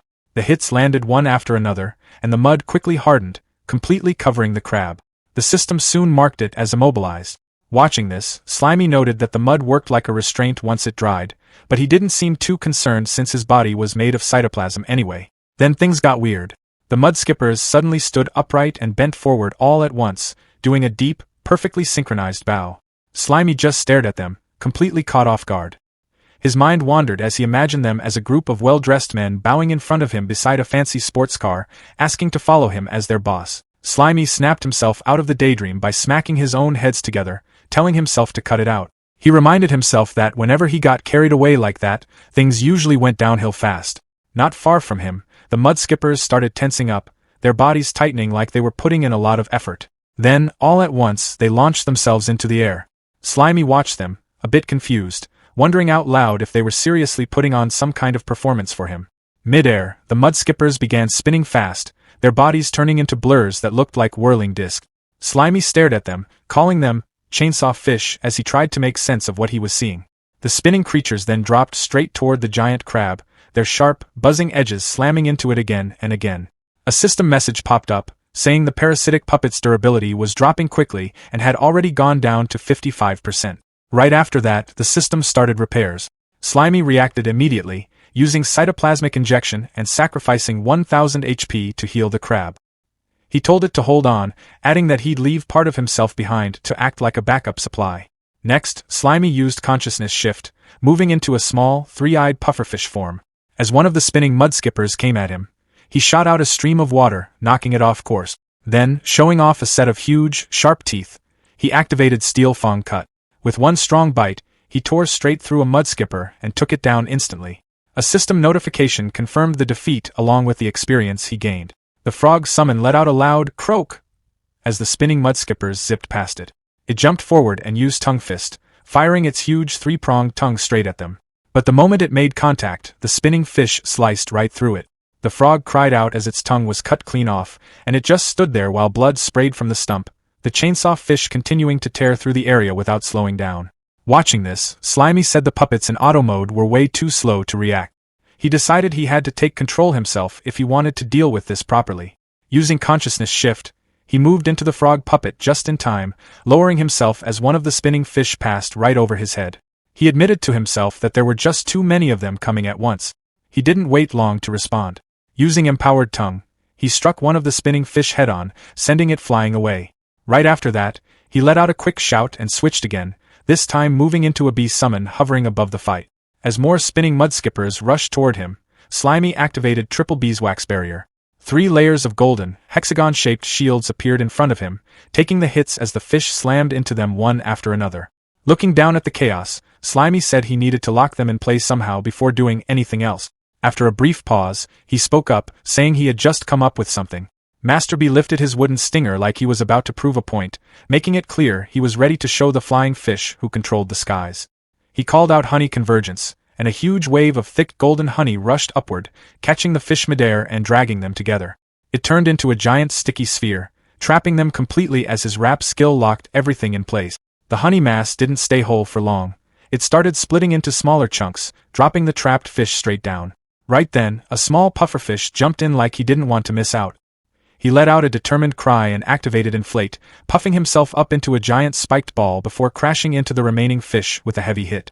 Master Bee stayed above it all, telling the team to keep going. He used honey convergence again, spreading smaller sticky bubbles across the battlefield. Each one wrapped around fish that were still struggling on the ground, shutting down any chance of escape. When it was all over, Master Bee landed confidently and crossed his arms, acting like he'd planned everything perfectly. He pointed out that the honey's thickness worked exactly how he wanted, slowing down their slippery enemies just right. But Master Bee wasn't finished. He aimed his stinger forward and activated Spark Ember. What started as a small spark quickly turned into a huge column of fire that covered the honey-coated fish in a blazing explosion. The system instantly flooded the scene with notifications, stacking up EXP, confirmed kills, and successful breakdowns one after another. When the smoke faded, the squad stood among what was left of the defeated swarm, while the system bluntly labeled the enemies as trash and kept handing out rewards. A KDA screen popped up, showing Master Bee far ahead with 12 kills and 8 assists. Waji the frog followed behind with a simple 111 score. Slimy watched as Waji showed off near a fallen fish, and realized these parasite-controlled creatures still acted like themselves. Slimy figured Master Bee had carried the whole fight, but unlike Waji, he didn't try to show off. Even the pufferfish looked proud, shooting a stream of water into the air like he was celebrating. Then a rich, mouth-watering smell spread through the area, catching Slimy's attention. He started wondering where it was coming from as his senses reacted immediately. Looking around, he noticed the roasted fish covered in honey and realized the fire and honey had accidentally made something that smelled amazing. A system message confirmed it, saying he had discovered a new dish called honey roast fish, which was added to his cooking skill. Master Bee buzzed excitedly, while the crab and pufferfish started acting hungry. Slimy questioned if these parasite-controlled creatures actually wanted to eat too. Waji responded by sticking his tongue out in a playful way. Seeing how eager everyone was, Slimy decided there was no reason to hold back and told the group to go ahead and enjoy a well-earned feast together. Slimy was busy enjoying the results of the fight, taking his time with the honey-roasted fish. He noticed how the sweetness had soaked deep into the meat, bringing out a fresh flavor, while the high heat had crisped the skin perfectly and kept the inside soft. A system notification popped up, pointing out that breaking down cooked food actually gave even more EXP, almost like it was rewarding him for having good taste. The calm didn't last long. Slimy suddenly reacted, warning everyone that more enemies were still nearby and telling them to get ready. A loud thud shook the ground as a huge creature jumped into view. The system quickly identified it as a mudskipper boss at level 49. Extra details followed, explaining that it could remember its enemies and use sound waves to control its swarm. It usually depended on weaker creatures to gather food for it, and while its overall threat level was listed as average, it still had enough awareness to cause problems. Slimy didn't seem too concerned. He compared it to the queen bee and figured average didn't mean much compared to his own strength. He told himself there was no need to rush. If he just repeated the same strategy as before, winning should be simple. He turned to his team and asked if they were ready. Instead, he found the crab, Master Bee, the pufferfish, and Waji completely ignoring him, all focused on eating more roasted fish like nothing else mattered. Slimy called out in frustration, asking why they were still eating when the enemy was right there. The mud skipper boss didn't wait. It attacked immediately, slamming into the ground and sending mud everywhere. Then it used gulp down, lunging forward and swallowing the remaining fish in one huge bite. Slimy looked at his team, clearly disappointed, muttering that they were unbelievable. Seeing how messy things were getting, Slimy decided the current control method wasn't reliable enough. He switched to a more direct approach, extending strands of his cytoplasm and connecting them to each puppet. A system display showed the new setup, explaining that while it wasn't as precise as a full control link, it allowed much better coordination and faster reactions. Slimy got excited as he realized what he had just pulled off, saying it felt like he was controlling puppets directly and calling it a pretty cool upgrade.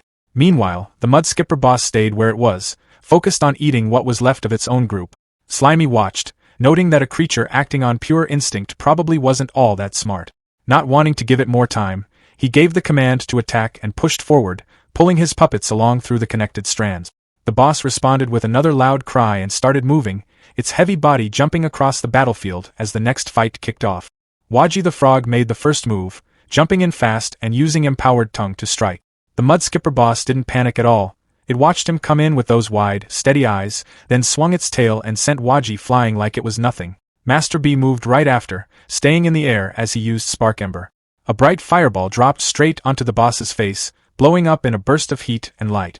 Seeing it land cleanly, Slimy got excited and said the fight was basically done. That didn't last. As the smoke cleared, the boss was still standing, and now it looked irritated. It fired back with swamp flow art, raising a massive wave of thick mud and swamp water that towered over the battlefield. Slimy reacted immediately, shocked that it was using intermediate magic, and realized this thing actually had better magic control than Master Mantis. The scale of its mud control made it clear that going spell for spell wouldn't work. Slimy quickly switched plans, deciding the only way through that defense was to send someone in directly, even if it meant trading one fighter. He called out for Krabsuk to move. Nothing happened. The connection suddenly cut off, and Slimy noticed the broken cytoplasm strand, staring at it in confusion. He questioned how Krabsuk could just ignore orders like that. When he looked over, the crab wasn't even paying attention to the fight. It was still focused on eating the roasted fish like nothing else mattered. A system message explained what was going on.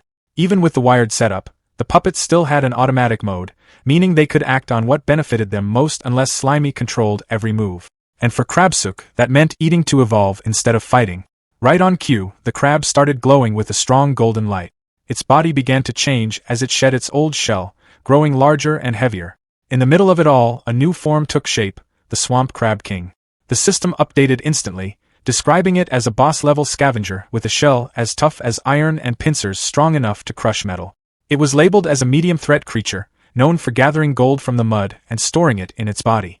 Slimy didn't hesitate. Seeing the upgrade, he immediately used consciousness shift and took control of the new form. Now in charge of the massive golden crab, Slimy looked down at the mudskipper boss and started talking like he had already won. He pointed out that he was now controlling a medium-threat swamp crab king, while the boss was only considered average. The size difference alone made it obvious, the crab towering over the mudskipper. Slimy clicked the giant pincers together, getting ready to finish things, and told the boss to get ready for what was coming next. The golden swamp crab king rushed forward, with Slimy fully enjoying the power of controlling a boss-level body. He drove the massive crab ahead and went in with a huge pincer strike, aiming to finish the fight in one clean move. The mudskipper boss didn't react much. It stayed calm, lifting its fin as it prepared a counter called Fin Boomerang. A glowing green blade shot through the air at high speed and cut straight through the Crab King's shell like it wasn't even there. The golden body split cleanly into two and crashed to the ground, while Slimy was thrown out, left staring at what just happened. He struggled to process it, questioning how it ended so quickly. Looking for answers, Slimy checked the system, but instead of combat details, it pulled up information from his cooking skill. A diagram explained that after a swamp crab molts, its new shell takes about 10 days to fully harden. During that time, its defense is extremely low, even though that's when it tastes the best. The guide casually described how to prepare it, coat it in flour, fry it in hot oil for a few minutes, and serve. It even mentioned that only the golden swamp crab king was safe to eat, since others carried heavy metals. Slimy paused for a second, distracted by the description, almost imagining the taste before catching himself and realizing how off track that was. He quickly called himself out for checking cooking info in the middle of a fight.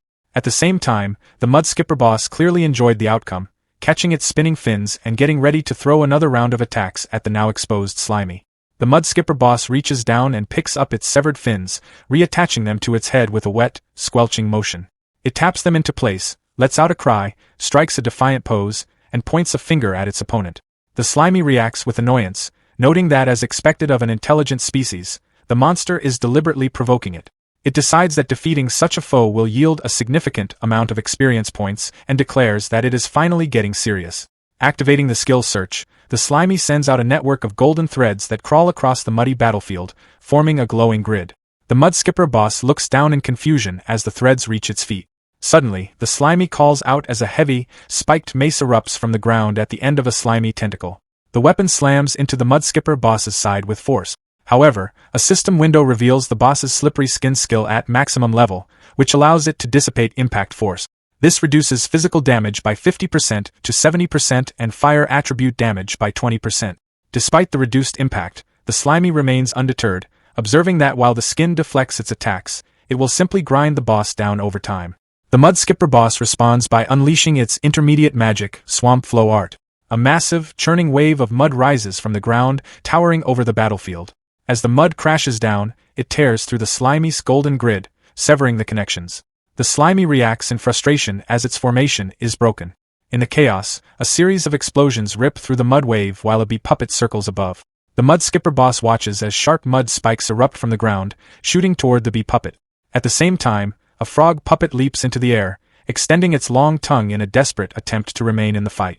The Slimy navigates the chaotic battlefield, observing that the entire mud pit is being utilized by the enemy, who possesses a clear home field advantage.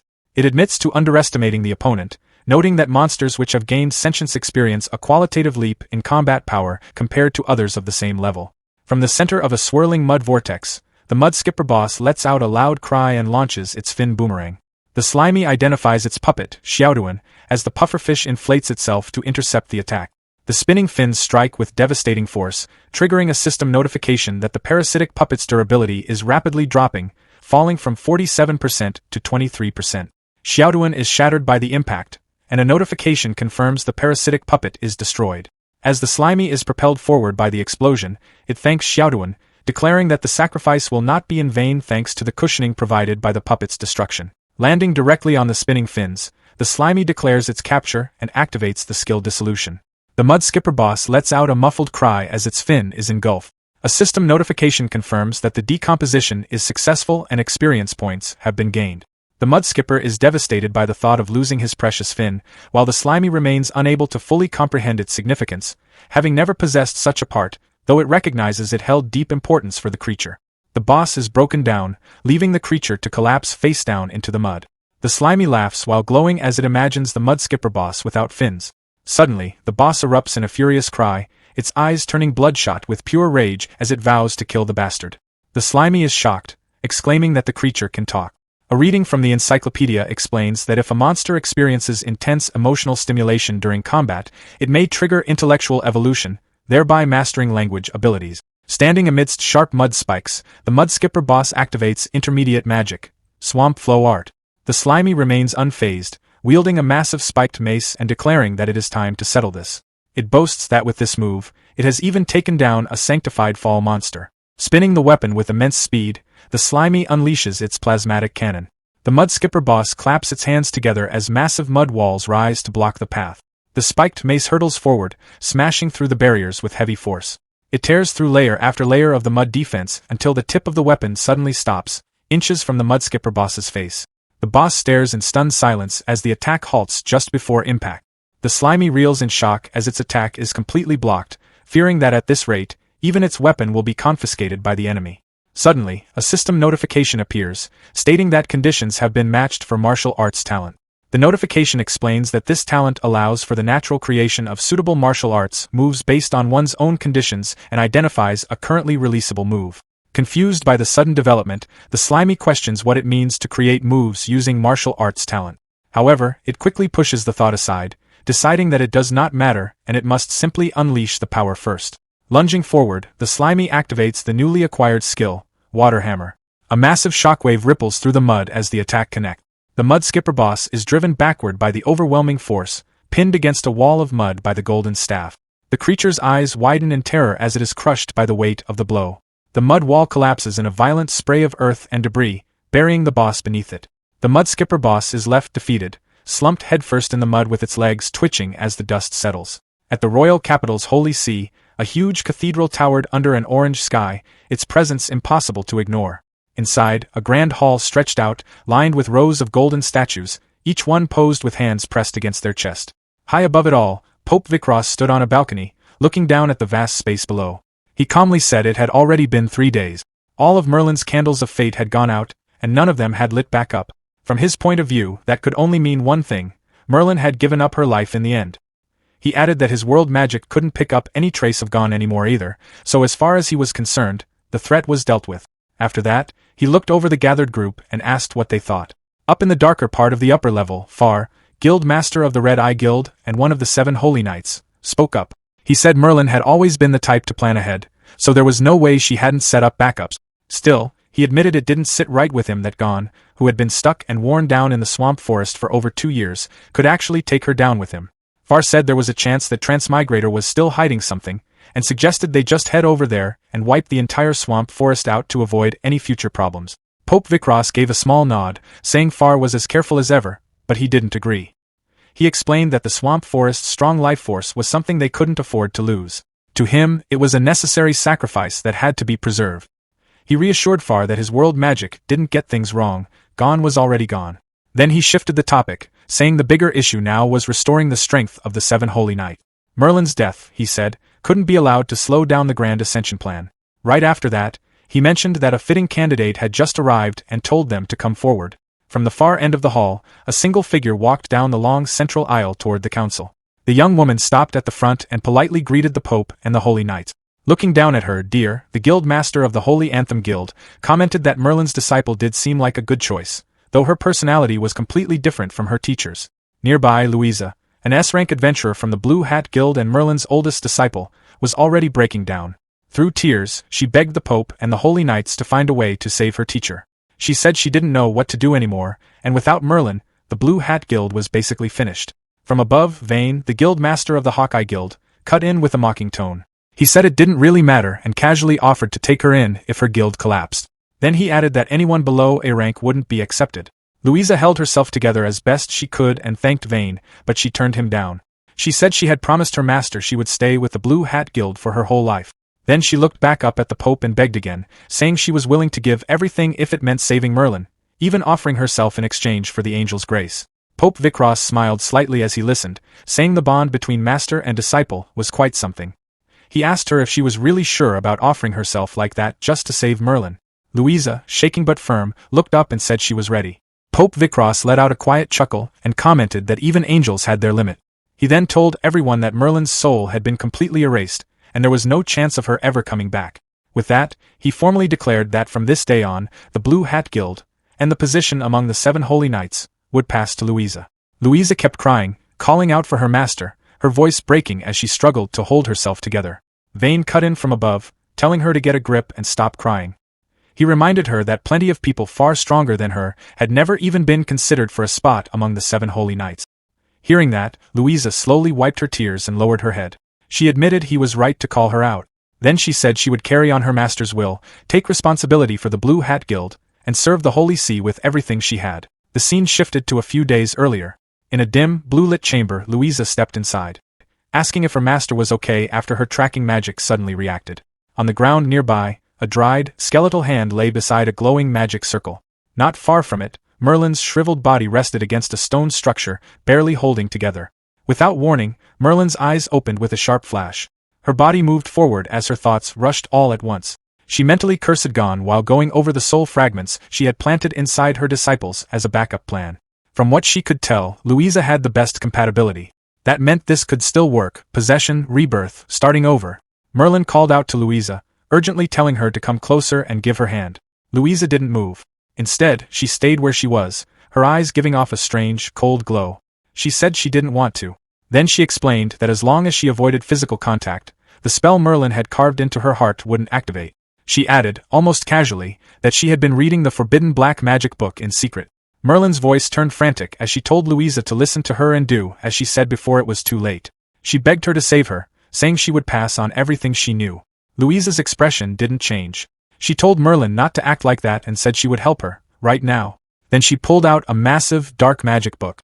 Without hesitation, she brought it down hard onto Merlin's skeletal body.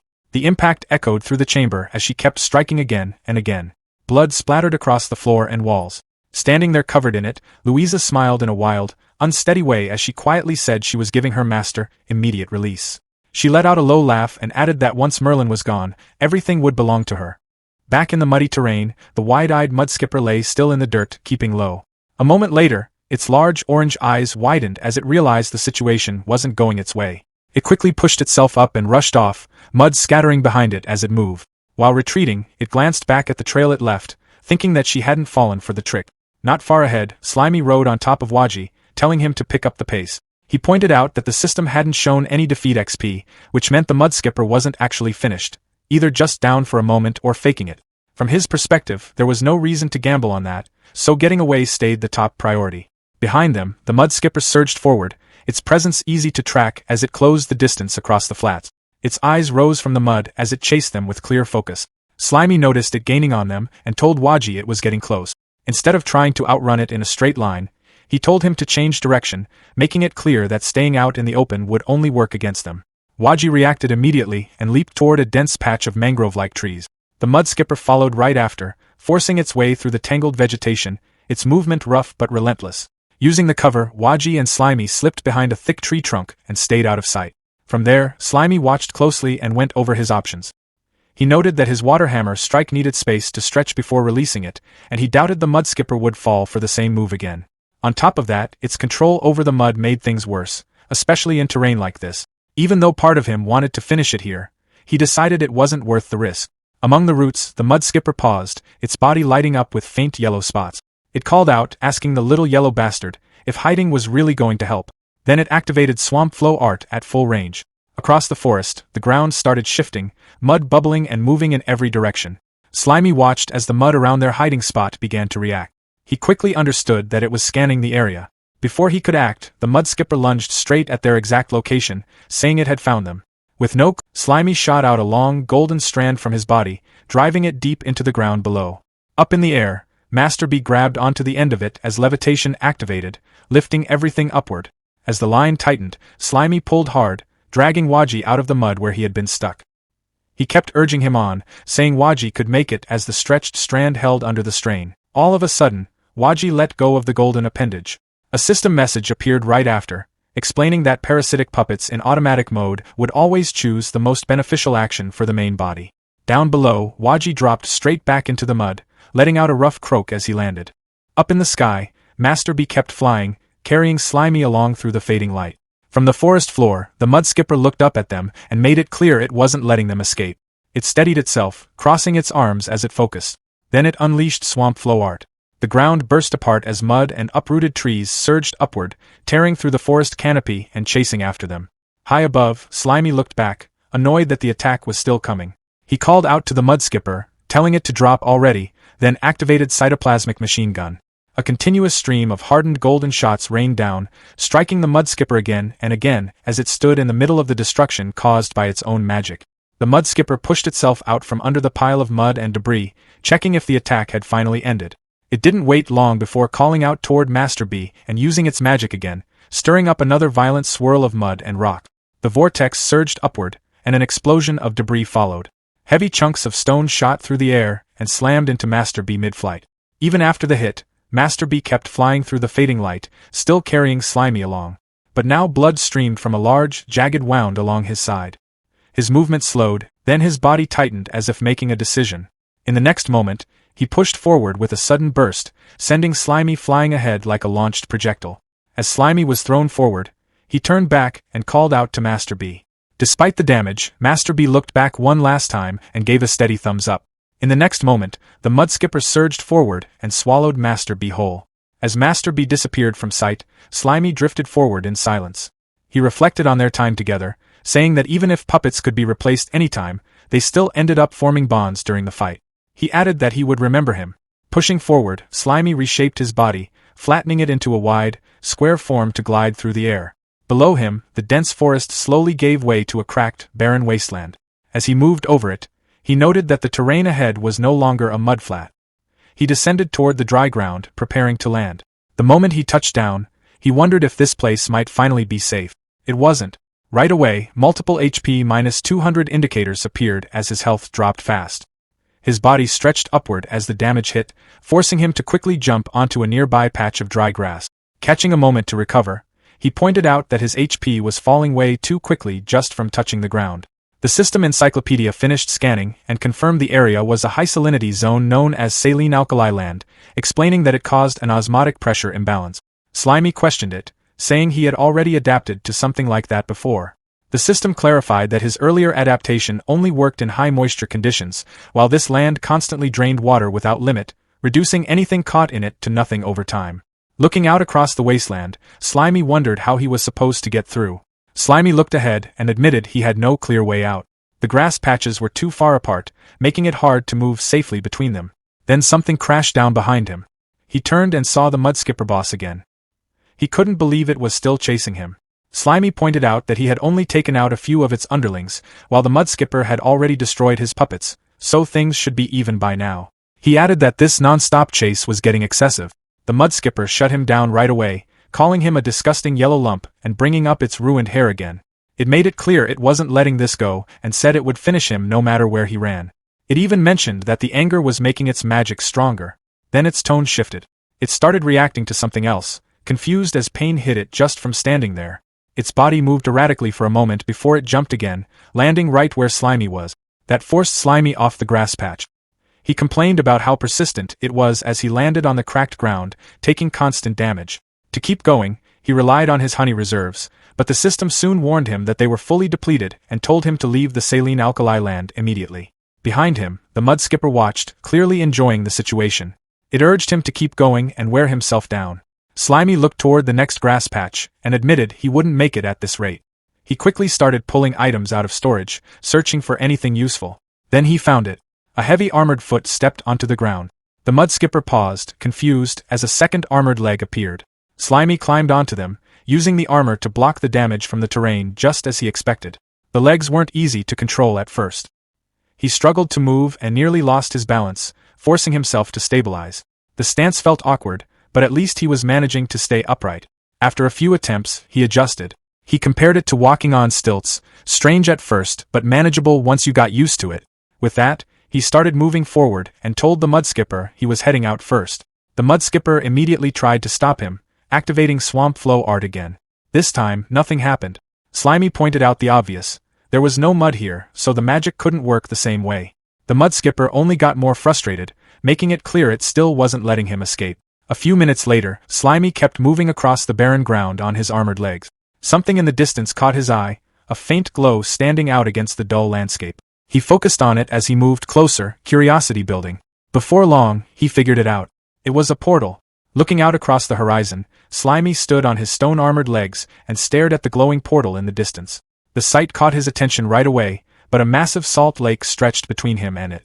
The surface shimmered, and he understood that stepping into it would drain him dry almost instantly, then turned away, saying he wasn't strong enough yet and that it wasn't time to head into the human world. Night settled over the forest as rain poured down. At the base of a huge, twisted tree, small gravestones rested among scattered flowers. A system screen appeared, showing Slimy's current status. He was a slime mold, level 5, with the battle title Weak Creature Lord and the Decomposer trait. Slimy went over everything. He noted that parasitic domination was a merged skill, so upgrading it cost double, and at his current level he could control up to 7 puppets. He reflected that he had just started getting stronger, only to lose everything to the mudskipper, meaning he had to build it all up again. Looking around, he pointed out that as the environment recovered, stronger monsters would appear. That meant more experience, but also more danger. He decided the safest option was to stay hidden and slowly build up strength. A flash of lightning lit up the storm outside. Seeing the rain pouring down, Slimy realized he had forgotten to close the entrance. He moved over and stretched out a thin, long appendage, pulling the wooden cover into place. Right then, his eye widened. Standing in the puddles outside was the mudskipper, its eyes glowing red as it stared straight at him. It said it had finally found the little yellow target. Then everything shifted. Slimy jolted awake as pain hit him, and he was thrown upward, letting out a terrified scream. Back inside the hollow, Slimy pressed himself against the wooden support and told whatever was there to stay away. After a second, he realized nothing was actually there.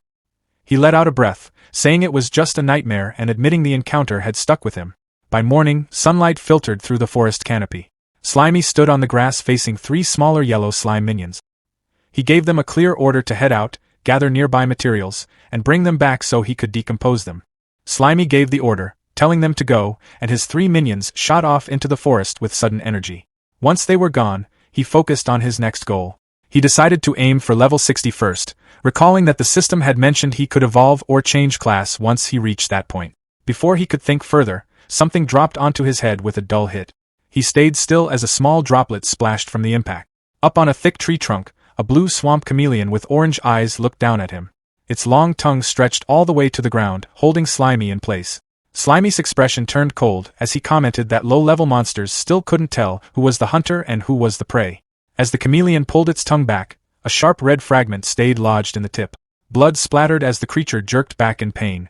It reacted quickly, activating its camouflage and climbing up the tree, its body blending into the surroundings. Slimy didn't move. He activated a search, and a glowing grid swept across the tree bark. He noted that invisibility was useful, but not against him. The scan locked onto the target. In the next instant, Slimy moved in and declared he had found it. A system message confirmed it. Parasitic puppet a swamp chameleon X1. The details showed the puppet had 87% durability and skills like tongue fist, tongue whip, and camouflage. The scene shifted through the dense forest. Before long, the 3 minions returned, dragging back a massive pile of materials, including crabs and other shelled creatures. Slimy looked it over and said they had done well. He thought about what to do next, noting that because of the level gap, breaking things down directly didn't give enough experience. He needed a more efficient method. A golden interface labeled cooking appeared with a spatula icon.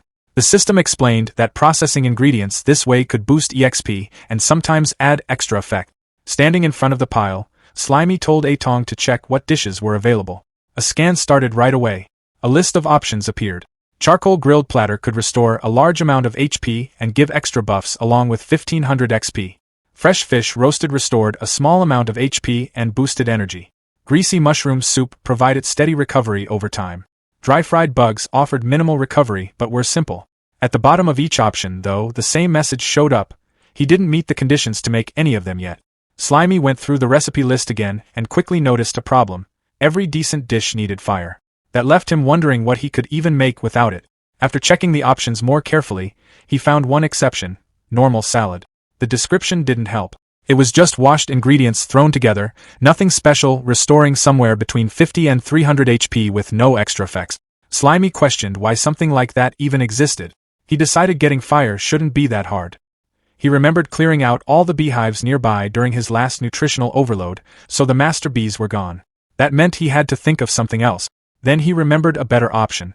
Deeper in the forest, a small fire squirrel sat quietly, its flame-like tail flickering as it ate.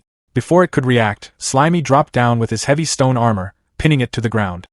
He noted that this creature's fire looked even stronger than what the master bees had. The squirrel lay there dazed, barely reacting, as a system message confirmed it had been turned into a puppet. Fire squirrel, with 76% durability and skills including flame bullet, agile movement, and self-destruct. Slimy immediately gave it an order: heat up a stone slab. The squirrel followed without hesitation, using its fire to blast heat into the underside of a large stone. Before long, the slab started giving off a strong, steady heat. Slimy got into position, wearing a red headband and holding a spatula made from partially decomposed wood. He declared it was time to cook and mentioned that this kind of cooking had depth to it. With cooking activated, he got to work. Shrimp, scallops, and fish moved across the heated surface as his limbs handled everything at once. 2 hours passed, and he reached the final step. He added a bit of salt collected from the saline land, taking a small hit to his HP in the process. As everything came together, a bright pillar of light rose from the dish. Slimy looked at the result and said it was finally done. In front of him sat a full spread, seafood and meat arranged on a large platter, a bowl of rich mushroom soup, and a side of fried bugs. Slimy didn't bother pretending to be polite. The moment the meal was ready, he swallowed the whole thing in one go and kicked off dissolution right after. The system jumped in with updates, saying he'd gained a huge amount of experience points, his energy was recovering fast, and he'd even picked up a beginner cold resistance effect for 20 minutes. As the taste settled in, Slimy took a moment to go over it. He figured the flavor was seriously rich, way beyond a simple mix of ingredients. In his view, the ingredients didn't just end when they were eaten, they changed into something new. Their end turned into a better version of flavor, which, to him, summed up what cooking really meant. Right on cue, the system announced that his experience had hit the requirement. It confirmed his level went from 51 to 52. Off to the side, the fire squirrel puppet finished its own portion with a soft creak. Slimy noted that cooking took more time, but the payoff in experience easily beat just breaking things down directly. 2 weeks later, things looked very different. The map of the area had expanded a lot. The saline alkali land, the high-tide mangrove forest, and the low-tide mudflats were now all marked as part of the explored slime mold territory. After covering everything, Slimy had spread his hyphae across the entire region. Hitting another milestone, Slimy checked his current status. Species: Slime Mold LV54. Achievement: Weak Creature Lord. About a kilometer away, a yellow frog puppet, Waji 3.0, moved through the forest. Slimy explained his newest setup, the Slime Signal Relay. By leaving split bodies around as signal base stations, he could control his parasitic puppets from far away. Those split bodies kept themselves going by feeding off the trees they latched onto, so they could stay active for a long time.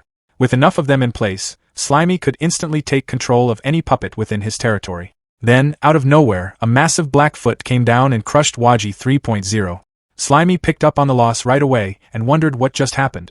He quickly switched over using consciousness shift, taking control of a nearby yellow bird puppet to check things out. It didn't take long to spot the intruder. The encyclopedia kicked in, explaining that the creature was a berserk swamp bull, low intelligence but extremely dangerous. It was covered in scales, immune to anything below high-tier magic, and packed with raw strength. It rampaged without restraint and could release intimidation. The warning was clear: high danger, not something to face head-on. Slimy shifted again, moving his awareness to a base station right in the bull's path. He recognized the creature's heavy aura and treated it as a serious threat, but made it clear he wasn't backing down. He sent out a warning that anything entering his territory should be ready to get eaten, then fired a plasmatic cannon. The bull answered immediately with death pressure. The system reported that Slimy had been hit by the effect. The encyclopedia added that death pressure worked through eye contact, applying mental force depending on the gap in strength. If the difference was too big, it could end things instantly. A system alert popped up showing HP -850, followed by a message confirming the split body had been destroyed. The berserk swamp bull didn't slow down at all, continuing its rampage as it tore across the forest floor. Then the setup kicked in. Yellow hyphae spread out from the surrounding trees, forming a tight web around the area. Slimy activated search, and a grid appeared, locking onto the bull's position. The creature bit at the glowing threads, trying to tear through them, but another one of Slimy's bodies showed up on a nearby branch. Slimy had that body toss several mace-like projectiles while calling out for attention, telling the bull to look his way. At the same time, he went over the situation, noting that the bull clearly had more raw strength than the mudskipper he dealt with before, but its low intelligence made it easier to handle. He figured that as long as he stayed clear of its dangerous attacks, he could wear it down over time. From above, more heavy mace projectiles dropped toward the bull. The impacts hit hard, shaking the ground and kicking up dust. But once the air cleared, the bull was still standing, completely unaffected. Slimy reacted with a short comment, sounding surprised at how durable it was. The bull answered right away. Its eyes lit up in a deep red glow as death pressure activated. A massive skeletal reaper shape appeared behind it, locking onto Slimy, along with a heavy -999 damage indicator. The bull pushed forward, smashing through a tree and sending that slime body flying apart. It kept going, then released Skull Blast. The explosion ripped through the area, tearing apart what was left of the surroundings and scattering debris everywhere. When everything settled, the bull stood alone in a cleared-out section of the forest, surrounded by destruction. Up in the dense foliage, a faint golden glint flickered. Then a thick yellow tendril shot out with a sharp sound, hitting the bull right in an unprotected spot from behind. Slimy stretched his body to keep hold, commenting that the bull was tightening up a lot. He went over his usual approach again, pointing out that no matter how tough something looked, there was always a weak point somewhere. He compared it to how a hyena hunts. Simple, direct, and effective, and mentioned that the bull had already been caught by his mold. The bull reacted immediately. Its eyes burned with intense anger as it started kicking and thrashing hard enough to shake the ground, trying to force the tendril out. Even with all that movement, Slimy held on. Then he activated Water Hammer. The tendril inside expanded suddenly, forming a jagged structure that tore through the bull from within. The creature let out one last cry as its head jerked back, its body giving out under the internal damage. Inside, Slimy's yellow mold spread through the muscle, pushing further as it took over. In Slimy's imagination, he pictured himself dressed in a sharp suit, wearing a surgical mask and gloves, adjusting his glasses with a calm, clinical vibe. He remarked that it was now his turn, getting ready to begin his work. A thick stream of yellow fluid moved through a narrow, ribbed tunnel inside the bull's body. As Slimy traveled deeper, he noted that, luckily for him, the bull must have emptied itself before going on its rampage since he hadn't run into any annoying obstacles on the way. Further in, he reached a chamber packed with half-digested grass and realized he'd made it to the stomach. A moment later, pressure launched him upward like a geyser shooting through an opening inside the massive body. At the same time, Slimy's yellow mold kept spreading through the bull's muscles. The berserk swamp bull roared in pain, blood spraying from its mouth as the infection spread further inside it. Slimy decided it was time to leave. He started crawling toward a fresh wound, mentioning that he'd just used that as his exit. Activating search, he scanned the bull's insides as a digital grid spread over the creature's organs. Then he found what he was looking for. Slimy aimed a plasmatic cannon directly at the bull's heart. The mechanical structure charged up and fired a high-speed shot straight through the organ. That ended it. The berserk swamp bull collapsed onto the forest floor, motionless as blood poured from its body. Right after, the system announced that Slimy had killed a high-level monster above his own level and gained a massive amount of EXP. Another message followed, saying decomposition was continuing and more EXP was being gained. While processing the corpse, Slimy noticed one of the bull's horns was broken. He wondered whether it happened during a fight with another bull or if something even more dangerous had attacked it before. Looking around the swamp forest, he commented that the monsters in the area were way beyond what he expected and guessed there might be a huge mana source nearby. Still, he pushed those thoughts aside for later and focused on the bull itself. Since the hide was too durable to handle from the outside, he continued decomposing it from within. The system soon confirmed decomposition success. Slimy obtained high-level swamp bull meat along with swamp bull hide, which counted as a high-level forging material. Seeing the amount of EXP he gained, he started wondering if cooking the remaining meat would give even better result. After letting out a satisfied burp, he sat beside the bull's skull and thanked it for the meal. Elsewhere, a massive teleportation gate crackled back to life. Blue energy surged into the sky as the sealed gate reopened after 2 years. B-rank adventurer Jim Cook from the Silverleaf Guild stepped through first, celebrating the gate finally reopening. Beside him, B-rank Shadowstalker Lena Short from the Grey Rock Guild looked far less excited, complaining that the whole place was packed with bugs and saying she only came because Jim kept asking. Above them, mages from the Blue Hat Guild flew across the area using intermediate magic, lights or wings. Jim muttered that they were playing unfair, while Lena pointed out that flight magic was basically the Blue Hat Guild's specialty anyway. The adventurers eventually reached the edge of Death Salt Lake.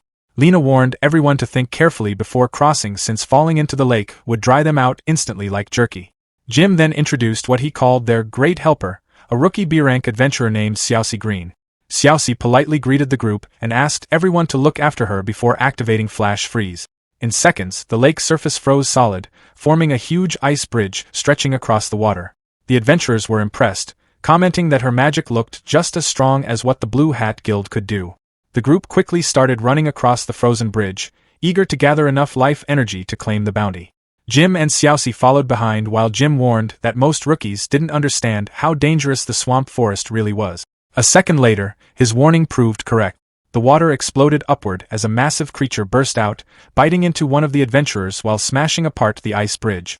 The entire group stopped in fear. A man wearing sunglasses explained that the creature had evolved into a three-headed form by absorbing the overflowing magic leaking from the portal over time. Towering above them was the three-headed swamp snake. He identified it as a Lord-class high-level monster and ordered everyone to pay attention to his commands during the fight. Back in the forest, Slimy was busy roasting a swamp snake hatchling over a campfire. A description window explained that the food restored 400 HP and boosted movement speed in swamp areas by 15% for 30 minutes. The heat from the fire was intense though. Slimy fanned himself while complaining about how hot it was, just as an HP-40 indicator popped up. While eating, he started thinking about his next move. He decided it was finally time to improve his silkworm armor for better defense since he couldn't rely on the same weak point strategy against every high-level monster. After announcing that eating time was over and business time was starting, Slimy prepared to enter a deep state.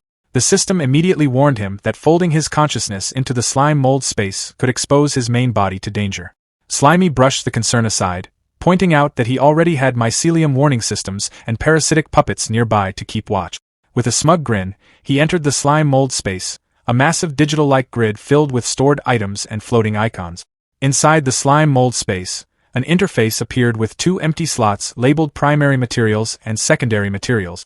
A system message told Slimy to place in the forging materials he wanted to use. By combining the forging skill he got from Gone with his own decomposition trait, he could handle the entire forging process directly inside the digital space without needing actual tools. With a quick command telling it to come out, the broken knight armor appeared on the grid floor, surrounded by a glowing circular aura. Slimy selected the swamp bull horn and swamp bull hide as the materials. Another window popped up, warning him that a failed attempt would destroy every material involved. Slimy looked at the screen calmly and reasoned that the armor's durability was already at 0 anyway, so there wasn't much point worrying about failure. He pressed the forge button, his focus sharpening as the process started. A massive pillar of light burst upward, swallowing the armor and materials whole. Inside the flash, everything fused together and reformed into something new. Back in the real world, Slimy watched with anticipation as a metal gauntlet burst upward from a pile of yellow mold. Right after that, a heavy metal boot slammed down onto the grass. The system confirmed the result. Forging successful. Obtained. Shield Force Armor Trash. According to the appraisal atlas, the armor could absorb most physical attacks and reduce damage or effects from intermediate and lower-tier magic by 35%. Sitting behind the completed armor in the forest, Slimy celebrated the success right away. He immediately jumped into the suit and activated Dominion to control it. His yellow slime spread throughout the metal frame, filling the helmet, chest, arms, and legs. Inside his mind, a special control interface appeared under the name Slime Mold Squadron. Slimy positioned his main consciousness in the head section while 4 split bodies handled the right arm, right leg, and left leg separately. The armor stood tall, though Slimy quickly noticed it looked a little different now. A comparison display showed that because of material loss during repairs, its height had dropped from 1.9 meters to 1.7 meters. Slimy brushed that off immediately, figuring size didn't matter much when there wasn't even a real human body inside it. He actually found that using Dominion across 5 split bodies made the armor move much more smoothly than before. To test the new setup, the armored figure marched through the forest and launched one of its gauntlets forward like a rocket. Activating Cytoplasmic Fist, the metal hand blasted through the air and smashed into a tree trunk with overwhelming force, leaving behind a huge, shattered impact mark. Slimy looked over the results of the test and decided the power and accuracy were both pretty solid. With a loud call to recall it, the armored fist shot back through the air and locked itself onto his arm again. Standing confidently inside the upgraded suit, Slimy felt better than ever. His house was bigger now, and his equipment was much stronger too. Then a tiny chunk of yellow mold slipped off the armor's shoulder. Slimy quickly realized he'd gotten a little too excited. If he pushed things too far, he could accidentally pull away the consciousness controlling his split bodies. He started reviewing his parasitic domination skill. At level 7, it allowed him to control 7 puppets at once. The problem was that operating the armor already used up 5 consciousness bodies. That only left room for 2 additional parasitic puppets while staying in this armored state. Inside his mind, he looked through different possible combinations. Frogs, birds, lizards, crabs. Mixing different creatures together could completely change his fighting style depending on the situation. Slimy figured it would take time to properly test all the combinations and see how they worked in actual combat. He wanted to find the most efficient setups possible so he could react quickly no matter what happened later. Deciding that testing things directly was the fastest way forward, he got started immediately. Golden ripples spread across the ground as he activated his summoning ability. A small yellow bird puppet appeared first, followed by a blue multi-eyed lizard puppet. The bird settled onto his shoulder while the lizard crawled around near his feet. Looking at them beside the armor, Slimy admitted they seemed incredibly weak in comparison. Meanwhile, over at the lake, the giant 3-headed swamp snake finally lay collapsed on the ground, covered in blood and no longer moving. Lena Short celebrated immediately, convinced the group had finally defeated it. Nearby, the red-haired B-rank adventurer Jim Cook stayed cautious, warning everyone not to relax yet while preparing to properly finish the monster off. Just as one of the snake's eyes twitched and its head shifted slightly, a huge hand suddenly grabbed its jaw before anyone else could react. A muscular man wearing sunglasses casually stepped out from the snake's mouth and remarked that there was no need to attack anymore since the creature was already completely dead. The man was Bacchus, an A-rank adventurer from the Holy Anthem Guild. A strange white pulsating growth could be seen in the poisoned hand. Then, all of a sudden, the injured limb started healing. Jim Cook looked completely stunned as he admitted he honestly thought Bacchus had already been eaten and killed. Towering over the group, Bacchus scolded them harshly, saying people from smaller guilds were way too confident for their own good. He pointed out that they clearly had no real experience dealing with a three-headed swamp snake, yet still acted like they could give orders without consequences. A heavy pressure spread from him as he warned that everyone there could have died because of that arrogance. Jim lowered his head and apologized for the mistake. Bacchus still looked strict, but after a moment, he pulled out several potions and handed them over, telling Jim to use them to recover everyone's condition. Before leaving, Bacchus gave one more warning. If they ran into high-level monsters again, they shouldn't try fighting head-on. In his view, surviving and escaping came first. He added that he wanted everyone to make it back safely to the royal capital together. Jim and Lena watched him walk away. Jim commented that even though Uncle Bacchus looked terrifying, he was actually pretty kind underneath it all. Lena agreed, mentioning that staying alive really was the most important thing. Nearby, Xiaoxi Green looked amazed by the quality of the Holy Anthem Guild's potions. After drinking one, she felt magic power rushing through her whole body. Right away, she activated Flash Freeze, her staff glowing with bright, almost heavenly light. Meanwhile, Bacchus approached the enormous corpse of the swamp snake. Muttering to himself, he commented that the guild master really went overboard by sending him out for something this simple. Standing in front of the body, he activated a skill called Soul Collection. He raised his glowing cross necklace high into the air, and an enormous magic circle spread beneath the snake's corpse. Intense red beams burst upward from the seal, and the corpse of the three-headed swamp snake slowly disappeared into the magic circle. At the same time, Bacchus's expression turned much colder. He quietly wondered why they couldn't just use humans directly as sacrifice elsewhere. Slimy split bodies stood in formation, practicing martial arts in their new armored suits. They shouted in unison as they moved through their drills. A system message appeared, confirming that the martial arts talent had automatically adapted to the current setup. Slimy's armored hand gripped a heavy mace, and with a powerful swing, he smashed through nearby rocks and trees. Slimy was impressed by the result. He remarked that a humanoid body was incredibly convenient, noting that even a casual swing felt as powerful as a plasmatic cannon. He thought back to Gon, realizing that if the martial arts talent was this strong already, then Gon in the past must have been terrifying. After successfully adapting to the armor, Slimy started considering his next move. He wondered whether he should continue exploring unknown areas or head toward the royal capital through the portal. He worried about his current strength, knowing that if humans discovered him, he would probably be captured and experimented on. At the same time, he realized that if he didn't stop the church's plan soon, the world itself would be sacrificed, leaving him with nowhere to escape. While weighing his options, Slimy suddenly sensed movement through his mycelium network. Something had entered his territory. Meanwhile, an adventurer party had already made its way into Slimy's section of the forest. Jim looked around and commented that the area felt completely different from the last time he had been there. He specifically pointed out that he didn't remember the forest being covered in so much strange yellow slime. It wasn't just spread across the ground, either. The yellow substance coated the trees as well. The group wondered if it was some kind of monster secretion, but nobody knew for sure. Jim was more concerned with the fact that the slime kept sticking to his boot. Then the attack started. Large swamp leeches suddenly emerged and rushed toward the party. Lena reacted immediately, cutting them down with swift kill before they could get close. But there was no time to relax. A swarm of blade-legged centipedes appeared next and surrounded the group. One of the creatures jumped onto an adventurer and bit into his neck, causing panic to spread through the party as everyone tried to fight off the attackers. The group quickly found itself surrounded.